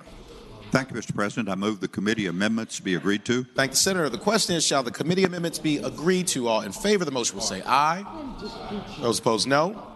The ayes have it. The committee amendments are agreed to. Senate Bill 138, reported from the Committee on General Laws and Technology. Senate Bill 139, reported from the Committee on General Laws and Technology. Senate Bill 153, reported from the Committee on General Laws and Technology. Senate Bill 170, reported from the Committee on Education and Health with amendments. Senator from Hampton, Senator Locke. Thank you, Mr. President. I move that the amendments be agreed to. Thank the senator. The question is, shall the committee amendments be agreed to? All in favor of the motion will say aye. Those opposed, no. The ayes have it. The committee amendments are agreed to. Senate Bill 237, reported for the Committee on Education and Health with a substitute. Mr. President, I move that the substitute be adopted. Where are you? Right here. Senator from Southern Fairfax, Senator Barker. Question is, shall the committee substitute be adopted? All in favor of the motion will say aye. Those opposed, no. The ayes have it. The committee substitute is adopted. Senate Bill 264, reported for the Committee on Education and Health with an amendment. Senator from Loudoun, Senator Bell. Mr. President, I move the committee amendment. Thank the senator. The question is, shall the committee amendment be adopted? All in favor of the motion will say aye. Those opposed, no. The ayes have it. The committee amendment is adopted.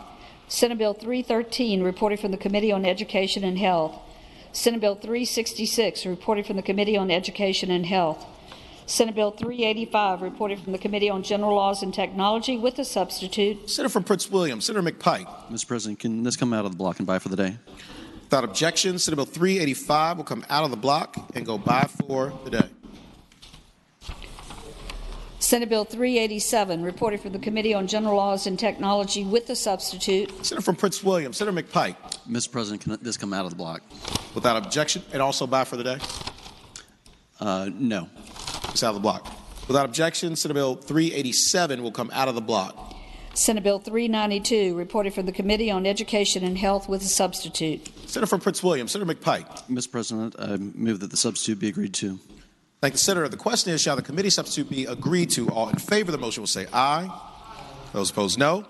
The ayes have it. The committee substitute is agreed to. Senate Bill 397, reported from the Committee on Education and Health with a substitute. The junior senator from Virginia Beach, Senator Kiggins.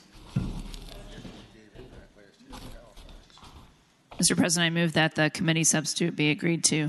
Thank the senator. The question is, shall the committee substitute be agreed to? All in favor of the motion will say aye. Those opposed, no. The ayes have it. The committee substitute is agreed to. Senate Bill 463, reported from the Committee on Education and Health with amendments. Senator from Spotsylvania, Senator Reeves. Thank you, Mr. President. I would move the committee amendments. Thank the Senator. The question is, shall the committee amendments be adopted? All in favor of the motion will say aye. Those opposed, no. The ayes have it. The committee amendments are adopted. Senate Bill 540, reported from the Committee on Education and Health with amendment.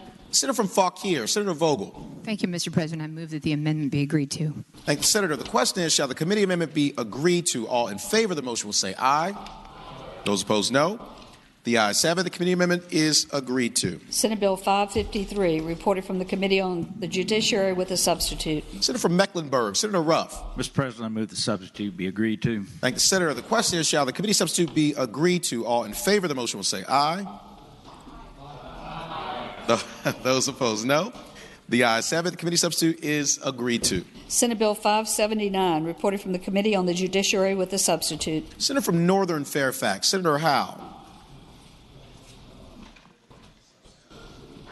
I move the substitute be agreed to. Thank the Senator. The question is, shall the committee substitute be agreed to? All in favor of the motion will say aye. Those opposed, no. The ayes have it. The committee substitute is agreed to. Senate Bill 633, reported from the Committee on Education and Health with a substitute. Senator from Fauquier, Senator Vogel.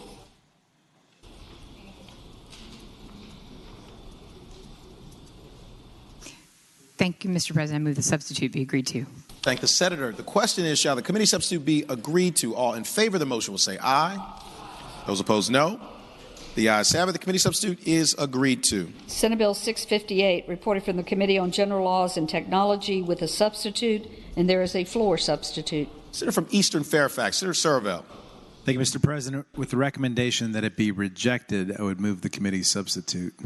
Thank the Senator. The question is, with the recommendation that it be rejected, shall the committee substitute be agreed to? All in favor of the motion will say aye. Those opposed, no. The noes have it. The committee substitute is rejected. Senator from Eastern Fairfax, Senator Servell. Mr. President, I move to waive reading of the floor substitute. Thank the Senator. The question is, shall the reading of the floor substitute be waived? All in favor of the motion will say aye. Those opposed, no.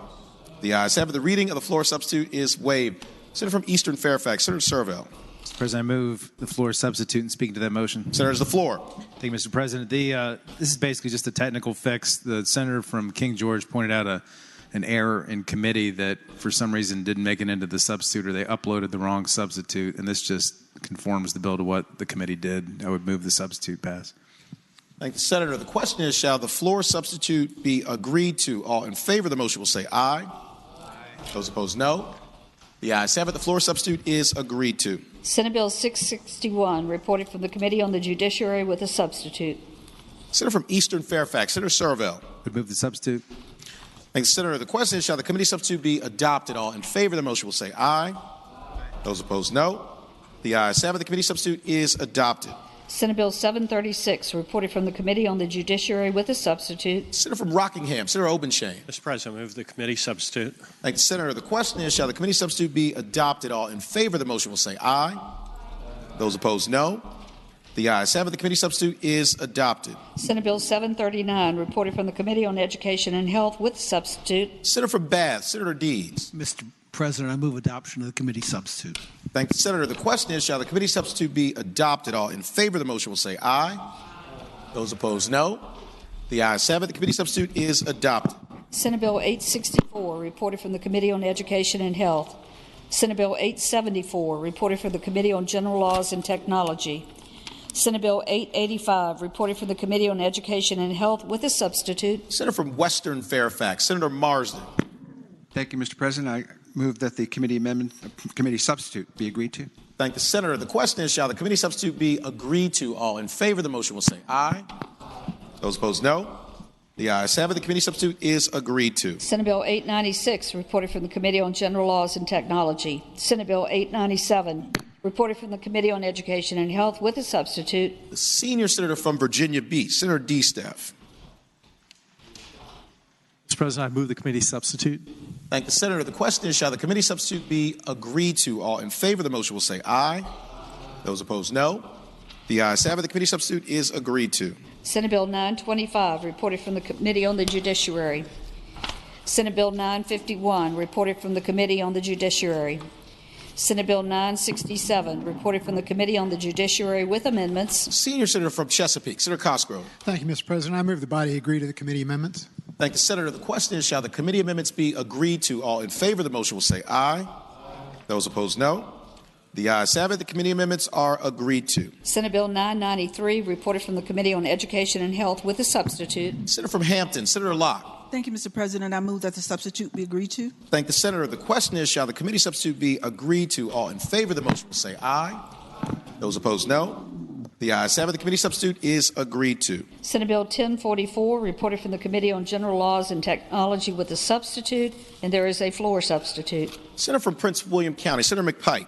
Thank you, Mr. President. With the recommendation that the substitute be rejected, I move the substitute be agreed to. Thank the Senator. Question is, with the recommendation that it be rejected, shall the Senate agree to the committee's substitute? All in favor of the motion will say aye. Those opposed, no.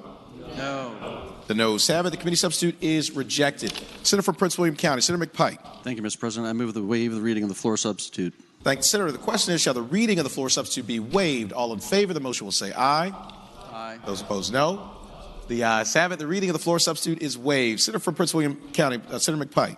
Thank you, Mr. President. I move that we agree to the substitute and speaking to that motion. Senator, is the floor. This Section 1 bill now just clarifies from what was seen in committee for the Section 1 to establish the requirements of the licensure versus issue the license. So that is the clarifying nature of this substitute, and move that to be agreed to. Thank the Senator. For what purpose is Senator from Northern Chesapeake? Senator Spruill rise. Mr. President, with the patient's minute for a question. I yield. Well, Senator, yield. You have the floor. Talk with Mayor Kenneth Alexander and the group that he belongs to. Has anyone worked with that group to try to work out the difference? But what I'm hearing from them, that the bill in its present stage, including with amendments, was not to their liking, that they thought maybe was biased to one particular group. So has anyone talked with them about this particular bill? Senator, is the floor. Mr. President, I'd answer the Senator that I've spoken with all groups, and there is no opposition to my awareness now. There was initially. All of that has been withdrawn with the drawing of the Section 1 approach. Thank you. Thank the Senator. Question is, shall the floor substitute be adopted? All in favor of the motion will say aye. Those opposed, no. The ayes have it. The floor substitute is adopted. Senate Bill 1045, reported from the Committee on Education and Health with a substitute. The junior senator from Chesterfield, Senator Hashmi. Mr. President, I move the adoption of the committee substitute. Thank the Senator. The question is, shall the committee substitute be adopted? All in favor of the motion will say aye. Those opposed, no. The ayes have it. The committee substitute is adopted. Senate Bill 1046, reported from the Committee on Education and Health. Senate Bill 1066, reported from the Committee on General Laws and Technology. Senate Bill 1070, reported from the Committee on General Laws and Technology. Question is, shall the Senate bills be engrossed in advance to their third reading? That is all bills except for Senate Bills 385 and 387. All in favor of the motion will say aye. Those opposed, no. The ayes have it. The bills are engrossed in advance to their third reading. On page 24, returning to Senate Bill 387. Senator from Prince William County, Senator McPike. Thank you, Mr. President. I understand that this bill has been requested in Finance and Appropriations, and so I move that the bill be recommitted to the Committee on Senate Finance and Appropriations. Question is,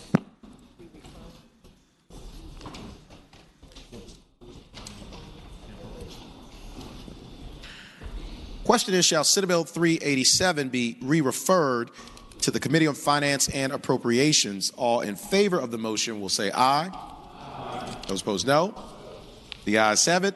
The bill is re-referred to the Committee on Finance and Appropriations. Regular calendar. Senate bills on second reading. Senate Bill 251, a bill relating to pharmacy benefits managers, license, and regulation. Reported from the Committee on Commerce and Labor with a substitute, and there are two floor amendments. Senator from Roanoke City, Senator Edwards. Mr. President, I move the substitute. Thank the Senator. The question is, shall the committee substitute be adopted? All in favor of the motion will say aye. Aye. Those opposed, no. The ayes have it. The committee substitute is adopted. Senator from Augusta, Senator Hanger.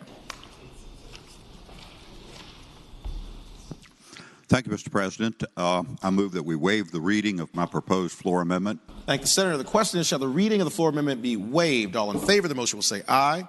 Aye. Those opposed, no. The ayes have it. The reading of the floor amendment is waived. Senator from Augusta, Senator Hanger. Thank you, Mr. President and members of the Senate. Senate Bill 251, proposed my seatmate from Roanoke, is a good bill in terms that it basically sets up a requirement that PBMs, pharmacy benefit managers, be licensed, and it sets up a regulatory scheme or how regulations will be in place to provide oversight for PBMs. The controversial part of this particular piece of legislation is a feature called spread pricing, which I would submit causes prices to moderate and be stable for employers. There are others who would suggest that if we eliminate spread pricing, it would be helpful in controlling the costs of pharmaceuticals. I think we're all concerned about the cost of pharmaceuticals and want to do whatever we can to control those costs. But here's basically the essence of the amendment. Spread pricing, it's also known as risk mitigation pricing, provides employers a price certain for prescription drug benefit payments to pharmacies, where the PBM itself takes on the risk of daily fluctuations in drug pricing and different pharmacy changes and charges for the same drug is incentivized to push pharmacies to reduce their acquisition costs. Under spread pricing, the PBMs are at risk for drug price fluctuations and can, and in fact do, sometimes pay pharmacies more than the PBMs are paid by their clients. My proposed floor amendment would strike the reference to spread pricing, and then it would also strike the licensing, which would basically not allow spread pricing. So I think there would perhaps be others that would want to speak to this, but I would hope that the Senate would adopt my floor amendment. Thank the Senator. For what purpose, Senator from Henrico? Senator Donovan, rise. Thank you, Mr. President. I rise to speak to the floor amendment. Senator has the floor. Mr. President, again, one of the major charges from our constituents is to look at the cost of health care. And how much patients pay for prescriptions is an integral part of that health care cost, especially in light of how large deductibles are now. And PBMs were initially designed as an administrative agent to help make more efficient the process of obtaining low-cost prescriptions for patients and constituents. That's not exactly how it's worked out. And part of the reason that we have trouble understanding exactly where the money is going is that, of course, we don't have an understanding of what the contractual agreements are. But there are several ways in which PBMs earn money. Now, let's keep in mind, PBMs don't make anything. They don't sell anything. They administrate. And there are many ways, again, in which they make money, and only one of them is this spread pricing. And that's basically the difference between what they pay for a prescription or a medication as compared to what they sell it for.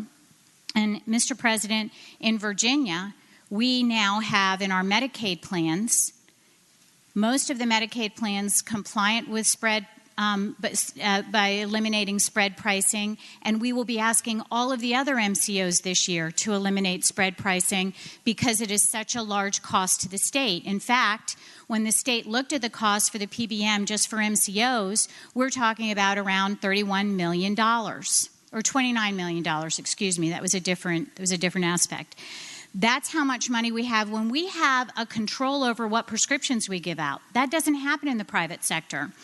And I would like this body to vote against this particular amendment because this is one good way to start bringing into alignment, passing down any money that can be saved to the patients.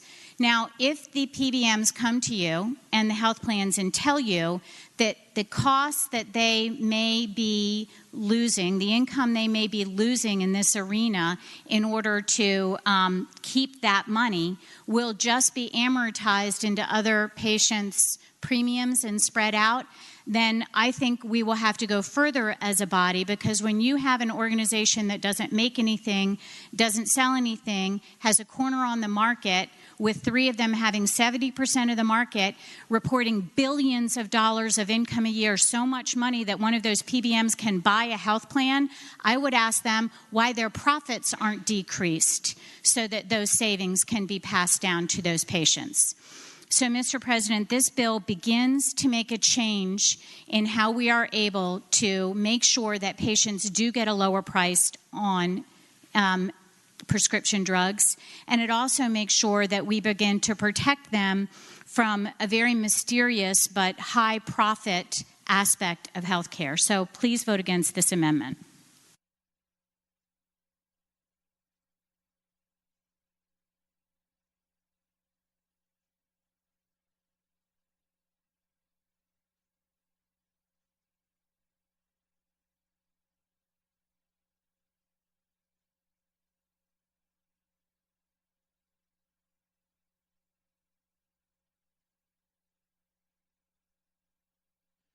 For what purpose, Senator from Roanoke City, Senator Edwards, rise?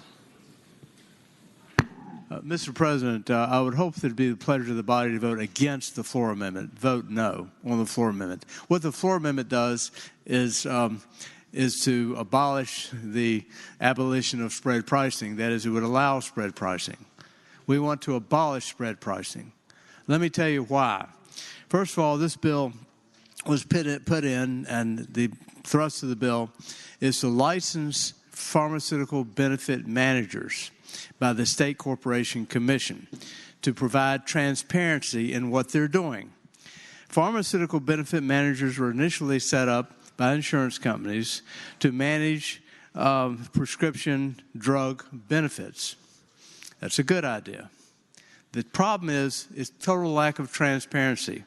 And what the pharmaceutical benefit managers are doing is using what is known as spread pricing, as opposed to pass-through pricing, passing it through and charging an administrative cost so everybody knows what's going on. Instead, spread pricing is a method by which the price spread is the difference between what pharmaceutical benefit managers pay for the manufacturers for the drugs, and the difference and what the pharmaceutical benefit managers charge the insurance companies or the managed care providers or individuals. And that difference is what they keep. And the process means they're making millions and billions of dollars. And if you want to know why the price of your prescription medication has gone up and up and up, it's because of the method that pharmaceutical benefit managers are using, including the process of spread pricing. For example, numerous studies have shown that spread pricing results in higher premiums and costs, and not a single study exists to show that spread pricing controls costs versus other methods of pricing. The Center for Medicare and Medicaid Services advised that the use of spread pricing is inflating prescription drug costs that are borne by beneficiaries and by taxpayers when it comes to the Center for Medicare and Medicaid Control. Mr. President, again, numerous studies show spread pricing results in higher costs for prescription medication. Other states have abolished spread pricing. For example, Pennsylvania, between 2013 and 2017, found that taxpayers paid pharmaceutical benefit managers under the Medicaid system more than double the price from 2013 to 2017. Taxpayers were paying $1.4 billion in 2013 and $2.8 billion in 2017. Pharmaceutical benefit managers in Ohio pocketed almost $225 million just through spread pricing alone. in 1 year in Kentucky. A state report found that pharmaceutical benefit managers kept almost $123.5 million in spread pricing annually. In Louisiana, pharmaceutical benefit managers retained $42 million that was incorrectly listed as, quote, medical costs. In New York State, 2% markup in generic drugs. In other words, PBMs are using the concept of spread pricing in a way that's detrimental to the taxpayers and detrimental to the payers who happen to be voters in the long run, the insurance companies as well. So, Mr. President, in Virginia, a state commission report on Medicaid found that pharmaceutical benefit managers pocketed $29 million in spread pricing alone, not including rebates. So if you want to know why the prescription medications have gone up and up, is spread pricing by the pharmaceutical benefit managers. So we want to outlaw, as other states have done, this process of spread pricing and require them to do pass-through pricing so we know what the prices are. And we could save money for the Medicaid system, and insurance companies could save money, and taxpayers could save money, and insureds could save money in the long run. So please vote no on this floor amendment. Thank you, Mr. President. Thank you, Senator. For what purpose, Senator from Southern Fairfax? Senator Barker, rise. Mr. President, I rise to speak to the floor amendment. Senator, the floor. Mr. President, I rise to speak in favor of this particular floor amendment. If the floor amendment passes, what it will do is provide more competition and provide the opportunity for options to employers and health insurance plans in terms of being able to negotiate with the drug companies that are providing, in many instances, have raised prices substantially throughout the process, and in some cases have also then limited the rebates and the benefits that are provided there. What we have right now, as has been referenced by the Senator from Roanoke, is that there are two methods in which the pharmacy benefit managers are involved in effect bringing down the price of the drug from what is the list price at the drug manufacturers to what is the price that is paid with distribution to the pharmacies and others. Those two methods are, as cited by the Senator from Roanoke, pass-through and spread pricing. At various times and in various situations, both of those have been the ones that were most cost-effective there. My concern is that if we go to only a single category of operation there, that in essence we will have limited the ability of pharmacy benefit managers and the pharmacists and others to be able to negotiate the prices in ways that provide the best benefit and the best option for their customers. There are a lot of things that need to be fixed as it relates to pharmacy benefit managers and some of these types of things.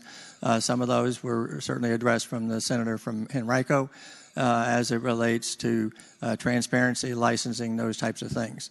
But what I think we need to do is make sure that our large employers in Virginia have the option of being able to work with pharmacy benefit managers who are doing spread pricing, and also have the option of being able to work with pharmacy benefit managers who are handling the pass-throughs, so that they can determine what is best in the best interest of their employees and their families in terms of both the drugs that are available and the prices that are paid and negotiated throughout the process here.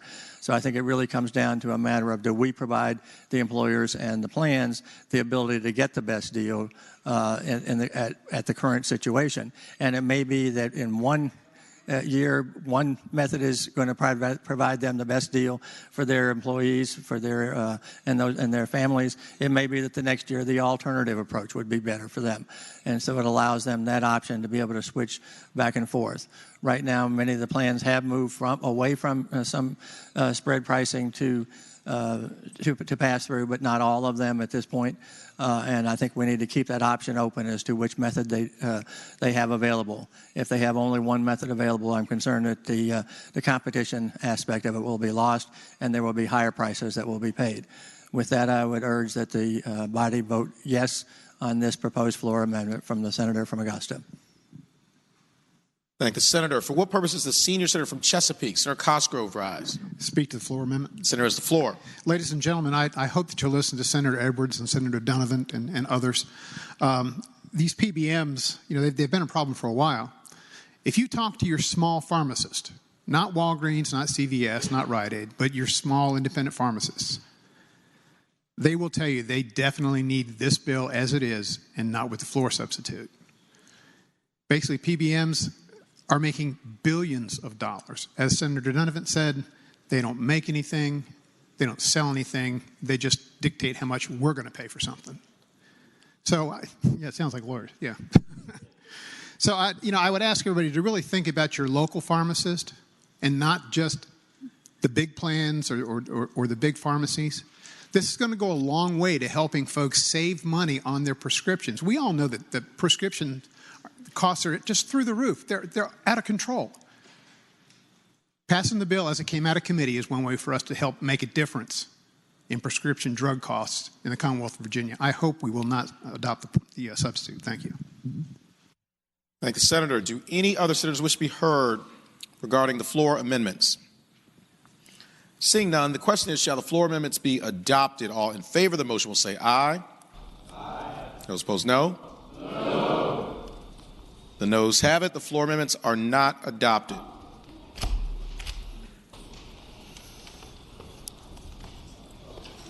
Senator from Roanoke City, Senator Edwards. Mr. President, I move that the bill be engrossed and passed to its third reading. Thank the senator. The question is, shall the bill be engrossed and advanced to its third reading? All in favor of the motion will say aye. Aye. Those opposed, no. The ayes have it. The bill is engrossed and advanced to its third reading. Senate Bill 404, a bill relating to health insurance short-term limited duration medical plans. Reported from the Committee on Commerce and Labor with amendments. The junior senator from Chesterfield, Senator Hashmi. Mr. President, I ask that we pass the bill by for a day as we continue to work on amendments. Thank the senator. Without objection, Senate Bill 404 will go by for the day. Senate Bill 65, a bill relating to voter identification, repeal of photo identification requirements. Reported from the Committee on Privileges and Elections with a substitute, and there is a floor substitute. Senator from Eastern Fairfax, Senator Servell. Thank you, Mr. President. I would ask that the committee substitute go by temporarily so we can get to the floor substitute. No. So we don't do that here. So I guess you can reject. Okay, Mr. President, then with the recommendation that we reject it, I would move that we accept the committee substitute. The question is, with the recommendation that it be rejected, shall the committee substitute be adopted? All in favor of the motion will say aye. Those opposed, no. No. The noes have it. The committee substitute is rejected. Senator from Eastern Fairfax, Senator Servell. Thank you, Mr. President. I move that we waive reading of the floor substitute. Question is, shall the reading of the floor substitute be waived? All in favor of the motion will say aye. Aye. Those opposed, no. The ayes have it. The reading of the floor substitute is waived. Senator from Eastern Fairfax, Senator Servell. Thank you, Mr. President. Didn't know so many people wanted to read the floor substitute, but I would now move the floor substitute pass and speaking to that motion. Senator, is the floor. Thank you, Mr. President. Ladies and gentlemen of the Senate, this bill is the bill that repeals the voter ID requirements that were enacted in 2014 and 2012, the work of the senator from Rockingham mostly, and also Delegate Cole. For those of you who remember, in 2014, we passed, the General Assembly passed legislation saying that you could not vote unless you could present valid government-issued photo identification. In 2012, the General Assembly repealed the provision by which if you showed up without ID, you could vote by signing a statement under penalty of felony that you were the person who you said you were. The the committee substitute you had took the law back to 2014. This floor substitute takes it back to before 2012. And so with this floor substitute, the law would go back to 2012 where you still have to show an ID to vote. When you come, you have to show an ID. And if you don't have an ID, you don't have any ID, then you can sign the statement under penalty of felony that you are who you say you are, which is the system we had for a long time, which worked fine. And having said that, Madam President, I again renew my motion that the floor substitute pass. The question is, shall the floor substitute pass? Madam President. The senator from Rockingham, Senator Obenshain. I will only briefly rise to say I hope we do not pass this floor substitute, and also to point out that I get too much credit in that the former senator from Chesterfield, Senator Martin, led the charge on this for a long time. So I certainly want to stand up and protect Steve Martin's hard work.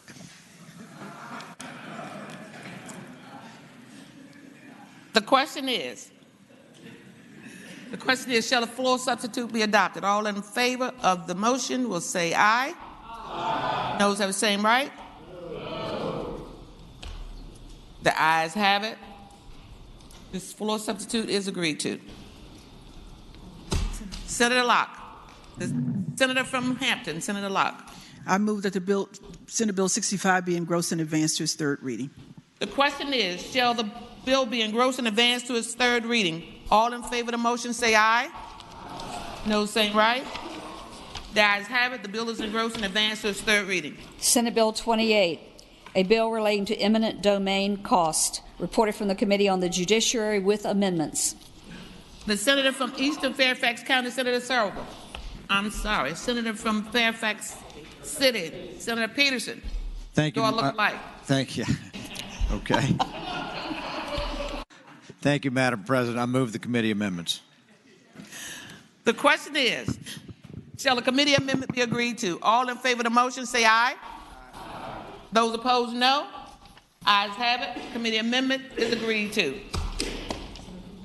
The senator from Fairfax City, Senator Peterson. Thank you, Madam President. I move the bill be engrossed and passed on to the third reading. The question is, shall the bill be engrossed and advanced to its third reading? All in favor of the motion say aye. Aye. Those opposed, no. The ayes have it. The bill is engrossed and advanced to its third reading. Senate Bill 140, a bill relating to the Virginia Freedom of Information Act, public institutions of higher education, information related to pledges and donations, reported from the Committee on General Laws and Technology with amendment. The senator from King George, Senator Stewart. Thank you, Madam President. I move the amendment be adopted. The question is, shall the committee amendment to Senate Bill 140 be adopted? All in favor of the motion will say aye. Aye. Those opposed, no. The ayes have it. The motion is engrossed and advanced to its third reading. That was just the amendment. The senator from King George. Thank you, Madam President. I move the bill be engrossed and advanced to its third reading. The question is, shall Senate Bill 140 be engrossed and advanced to its third reading? All in favor of the motion say aye. Aye. Those opposed, no. The ayes have it, sir. The bill is engrossed and advanced to its third reading. Senate Bill 171, a bill relating to school resource officers and school security officers training standards, reported from the Committee on Education and Health with amendment. The senator from Hampton, Senator Locke. I move that the committee amendment be adopted. The question is, shall the committee amendment to Senate Bill 171 be adopted? All in favor of the motion say aye. Aye. No, those opposed, no. The ayes have it. The bill is engrossed and has been committee amendment. Senator Locke, senator from Hampton. I move that the bill be engrossed and advanced to its third reading.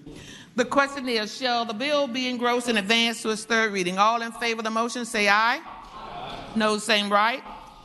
Ayes have it. The bill is engrossed and advanced to its third reading. Senate Bill 208, a bill relating to mechanics' liens, right to withhold payment, reported from the Committee on the Judiciary. The senator from Fairfax, Senator Peterson. Thank you, Madam Chair. I move that the bill be engrossed and passed on to third reading. The question is, shall the bill be engrossed and advanced to its third reading? All in favor of the motion say aye. Those opposed, no. The ayes have it. The bill is engrossed and advanced to its third reading. Senate Bill 251, a bill relating to deeds of trust, fiduciary duties, reported from the Committee on the Judiciary with a substitute. The senator from the senator from Ruffin, Senator Chafin. May this go by for the day. Without objection, the bill will go by for the day. Senate Bill 270, a bill relating to practice of pharmacy, compounding, regulation by Board of Pharmacy, reported from the Committee on Education and Health with a substitute. The senator from Loudoun, Senator Bell. Thank you, Madam President. I move the committee substitute. The question is, shall the committee as substitute be agreed to? All in favor of the motion say aye. Aye. Those opposed, no. Senate Bill 270 has been agreed to. The substitute has been agreed to. Senator Bell. Thank you, Madam President. I move the bill be engrossed and passed on to its third reading. The question is, shall Senate Bill 270 be engrossed and advanced to its third reading? All in favor of the motion say aye. Aye. Those opposed, no. The ayes have it. The bill is engrossed and advanced. Senate Bill 294, a bill relating to bail bondsmen, petition for return of deposit for surrender of principal, deposited funds credited to literary fund. Reported from the Committee on the Judiciary. The senator from Western Fairfax County, Senator Marsden. Thank you, Madam President. I move that the bill be engrossed and passed on to its third reading. The question is, shall the bill be engrossed and advanced on to its third reading? All in favor of the motion say aye. Those opposed, no. The ayes have it. The bill is engrossed and advanced. Senate Bill 406, a bill relating to the Virginia Environmental Justice Act, reported from the Committee on General Laws and Technology with a substitute. The junior senator from Chesterfield, Senator Hashmi. Madam President, I move the substitute. The question is, shall the committee substitute be agreed to? All in favor say aye. No, same right. Ayes have it. The committee substitute is agreed to. Junior senator from Chesterfield, Senator Hashmi. I move that the bill be engrossed and advanced to its third reading. The question is, shall the bill be engrossed and advanced to its third reading? All in favor of the motion say aye. Noes opposed? The ayes have it. The bill is engrossed and advanced to its third reading. Senate Bill 420, a bill relating to public schools, seizure treatment, and training, reported from the Committee on Education and Health with a substitute. The senior senator from Virginia Beach, Senator DeStef. Move the committee substitute. The question is, shall the committee substitute be agreed to? All in favor of the motion say aye. Noes opposed? Ayes have it. The committee substitute is agreed to. The senior senator from Virginia Beach, Senator DeStef. Move the engrossment and advancement to the third constitutional reading. The question is, shall the bill be engrossed and advanced to its third reading? All in favor of the motion say aye. Those opposed, no. The bill is engrossed and advanced to its third reading. Senate Bill 422, a bill relating to health regulatory boards, reported from the Committee on Education and Health. The senator from Fairfax City, Senator Peterson. Thank you, Madam Chair. I move that the bill be engrossed and passed along to third reading. The question is, shall the bill be engrossed and passed on to its third reading? All in favor of the motion say aye. Those opposed, no. The bill is engrossed and advanced to its third reading.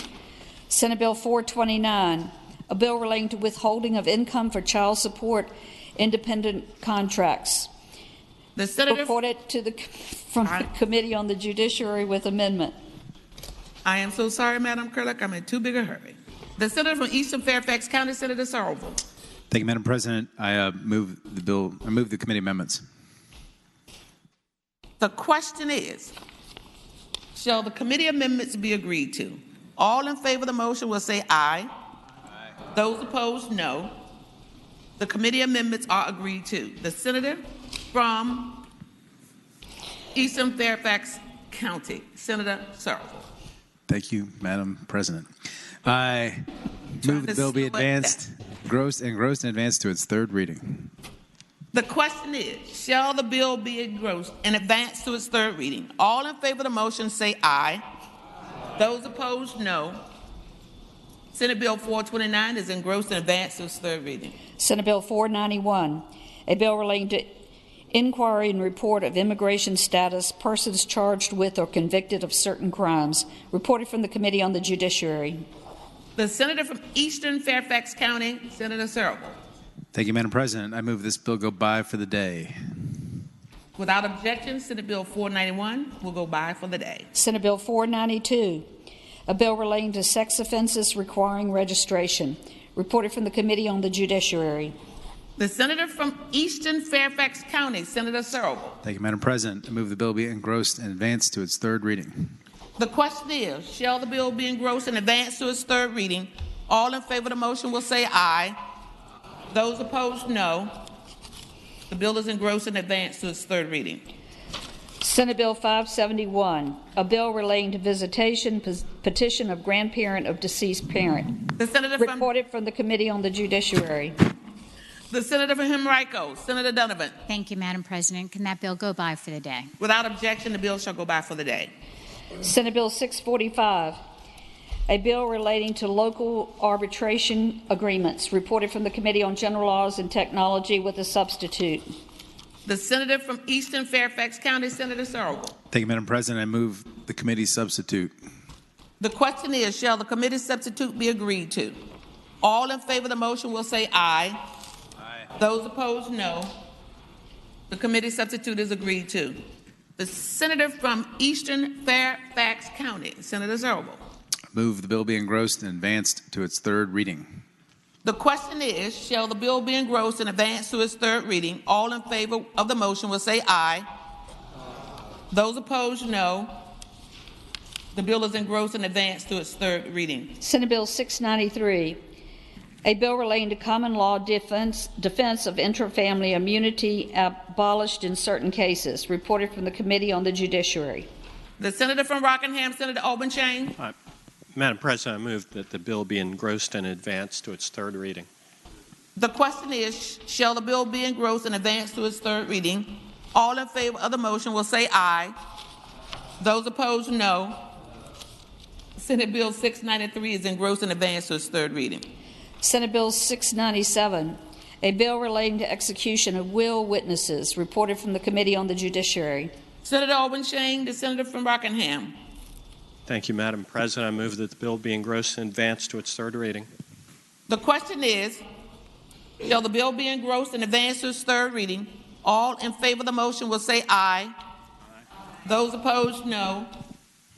Senate Bill 697 is engrossed and advanced. Senate Bill 700, a bill relating to indexing of wills, reported from the Committee on the Judiciary. The senator from Rockingham, Senator Auburn-Chain. Madam President, I move that the bill be engrossed and advanced to its third reading. The question is, shall the bill be engrossed and advanced to its third reading? All in favor of the motion will say aye. Those opposed, no. Senate Bill 700 is engrossed and advanced to its third reading. Senate Bill 708, a bill relating to housing authorities' notice of intent to demolish, liquidate, or otherwise dispose of housing projects, reported from the Committee on General Laws and Technology with amendments. The senior senator from Richmond City, Senator McClellan. Thank you, Madam President. I move that the committee amendment be adopted. The question is, shall the committee amendment be adopted? All in favor of the motion will say aye. Aye. Those opposed, no. Senate Bill 708, the committee amendment is adopted. The senior senator from Richmond City, Senator McClellan. Thank you, Madam President. I move that Senate Bill 708 be engrossed and passed to its third reading. The question is, shall the bill be engrossed and advanced to its third reading? All in favor of the motion say aye. Aye. Those opposed, no.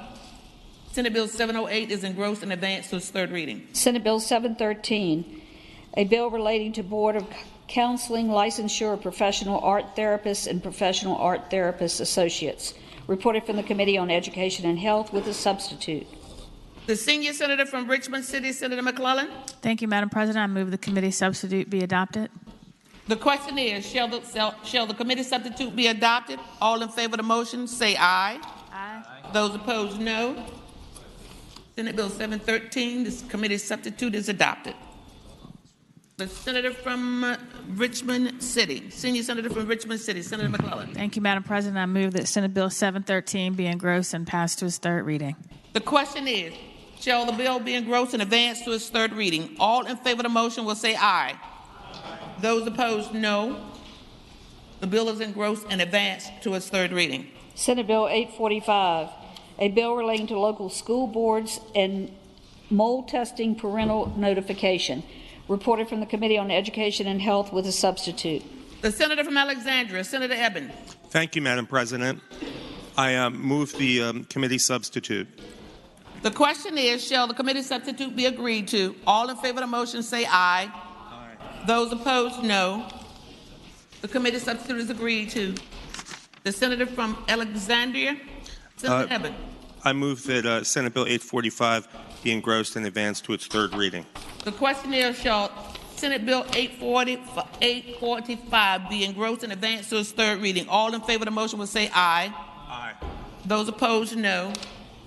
The bill is engrossed and advanced to its third reading. Senate Bill 868, a bill relating to prohibited discrimination, public accommodations, employment, housing, and credit, causes of action, sexual orientation, and gender identity. Reported from the Committee on General Laws and Technology with a substitute. The senator from Alexandria, Senator Eben. Madam President, could that go by for the day? Without objection, the bill shall go by for the day. Senate Bill 920, a bill relating to surrogacy contracts, provisions requiring abortions or selective reductions unenforceable. Reported from the Committee on the Judiciary with amendments. The senator from Lynchburg, Senator Peake. Thank you, Madam President. I move that the committee amendments be agreed to. The question is, shall the committee amendments be agreed to? All in favor of the motion will say aye. Aye. Those opposed, no. The committee amendments are agreed to. Then, Madam President, I move Senator from Lynchburg, Senator Peake. I move that the bill be engrossed and advanced to its third constitutional reading. The question is, shall the bill be engrossed and advanced to its third constitutional reading? All in favor of the motion will say aye. Those opposed, no. The ayes have it. The bill is engrossed and advanced to its third reading. Senate Bill 926, a bill relating to fingerprints and photographs by police authorities, reports to the Central Criminal Records Exchange. Reported from the Committee on the Judiciary. The senator from Lynchburg, Senator Peake. Yes, ma'am, Madam President. I move that the bill be engrossed and advanced to its third constitutional reading. The question is, shall the bill be engrossed and advanced to its third constitutional reading? All in favor of the motion will say aye. Those opposed, no. The ayes have it. The bill is engrossed and advanced to its third constitutional reading. Uncontested calendar, Senate bills on first reading.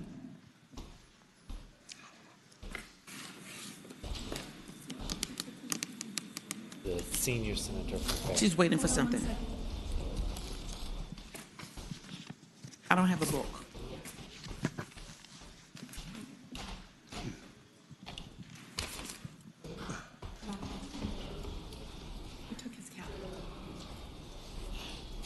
The real lieutenant governor took the book with him. Oh, boy.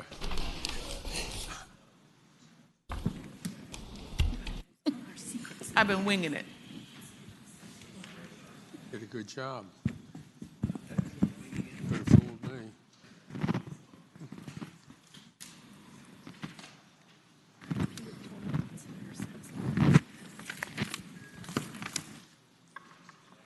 The senior senator from Fairfax County, Senator Saslaw. Madam President, I move that all Senate bills on the first reading on the uncontested and regular calendar, that's pages 43 through 57, that's Senate Bill 77 through Senate Bill 1035, that's 1035, that the rules be suspended and the first constitutional readings of the titles be dispensed with. The question is, shall the rules be suspended and the first reading of the titles of Senate bills on the uncontested and regular calendar, pages 43 through 57, Senate Bill 77 through Senate Bill 1035, be dispensed with? All in favor of the motion will record their votes aye, and those opposed no. Are the senators ready to vote? Have all senators voted? Do any senator desire to change their vote? The clerk will close the roll. Ayes 40, noes 0. Ayes 40, noes 0.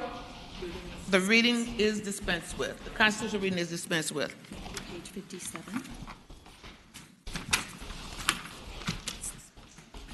The question is, shall... Oh, I forgot about you. The senior senator from Fairfax County, Senator Saslaw. I now move, Madam President, that those said bills go by for the day.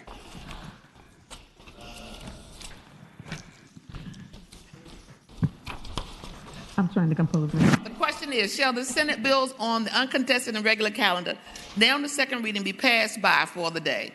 All in favor of the motion will say aye. Those opposed, no. Well, the ayes have it. The bills will go by for the day. Uncontested calendar, Senate Joint Resolutions on first reading. The senior senator from Fairfax County, Senator Saslaw. Madam President, I move that all Senate joint resolutions on the first reading on the uncontested calendar, that's pages 57 and 58, that Senate Joint Resolution 35 through 81, that the rules be suspended and the first constitutional reading of the titles be dispensed with. The question is, shall the rules be suspended and the first reading of the titles of the Senate Joint Resolutions on the uncontested calendar, pages 57 through 58, Senate Joint Resolution 35 through Senate Joint Resolution 81 be waived? All in favor of the motion will record their votes aye. Those opposed, no. Are the senators ready to vote? Have all senators voted?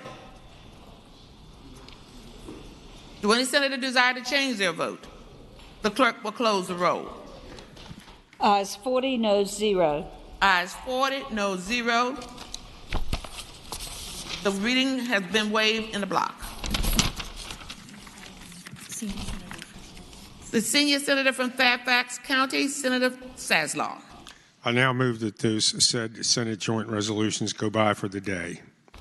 The question is, shall the Senate joint resolutions on the uncontested and regular calendars now on second reading be passed by for the day? All in favor of the motion will say aye. Those opposed, no. The bills will be passed by for the day.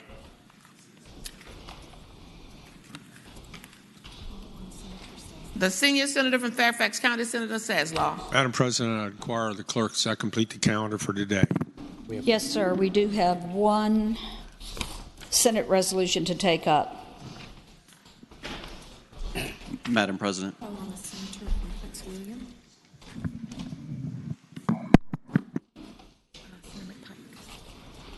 The senator from Prince William, Senator McPike. Thank you, Madam President. I move that the rules be suspended and Senate Resolution number 17 at the end of the calendar be taken up for immediate consideration. The question is, shall the rules be suspended and Senate Joint Resolution 17 be taken up for immediate consideration? All in favor of that motion will record their votes aye. Those opposed, no. Are the senators ready to vote? Have all senators voted? Do any senator desire to change their votes? The clerk will close the roll. Ayes 40, noes 0. Ayes 40, noes 0. Senate Resolution number 17, commending James McAllister. The senator from Prince William, Senator McPike. Thank you, Madam President. I move that the resolution be agreed to. The question is, shall the resolution be agreed to? All in favor of the motion will say aye. Those opposed, no. Ayes have it. SJR 17 is agreed to. The senator from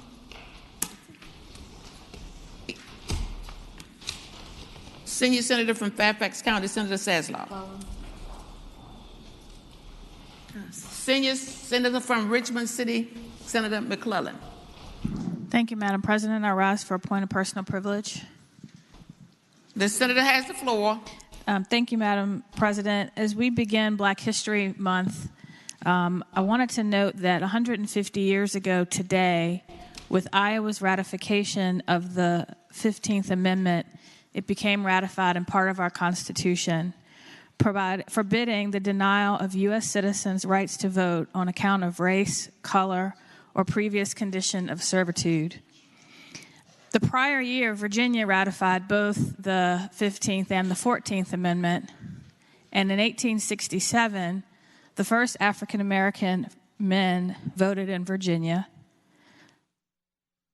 Approximately over 105,000 registered to vote, and 93,145 voted for delegates to create a new constitution that would allow Virginia to be readmitted to the Union. 24 of the delegates to that convention were African American men. After that convention and that constitution were adopted, in 1869, 24 African American men were elected to the House of Delegates, and 6 were elected to the Senate. Very briefly, I want to tell you who those 6 of our colleagues were. James William D. Bland, who was a carpenter, a cooper, and a U.S. tax assessor, was born free in Farmville in 1844. He served in 1867 and was one of 60 persons killed on the second floor of the Capitol when the floor collapsed. Isaiah Lyons, a native of New York, who came to Virginia before the Civil War, died while serving in office in 1871. And after his death, the Virginia General Assembly awarded his wife $52 to cover funeral expenses. William P. Mosley, a slave born in 1819, was a house servant and operated a freight boat.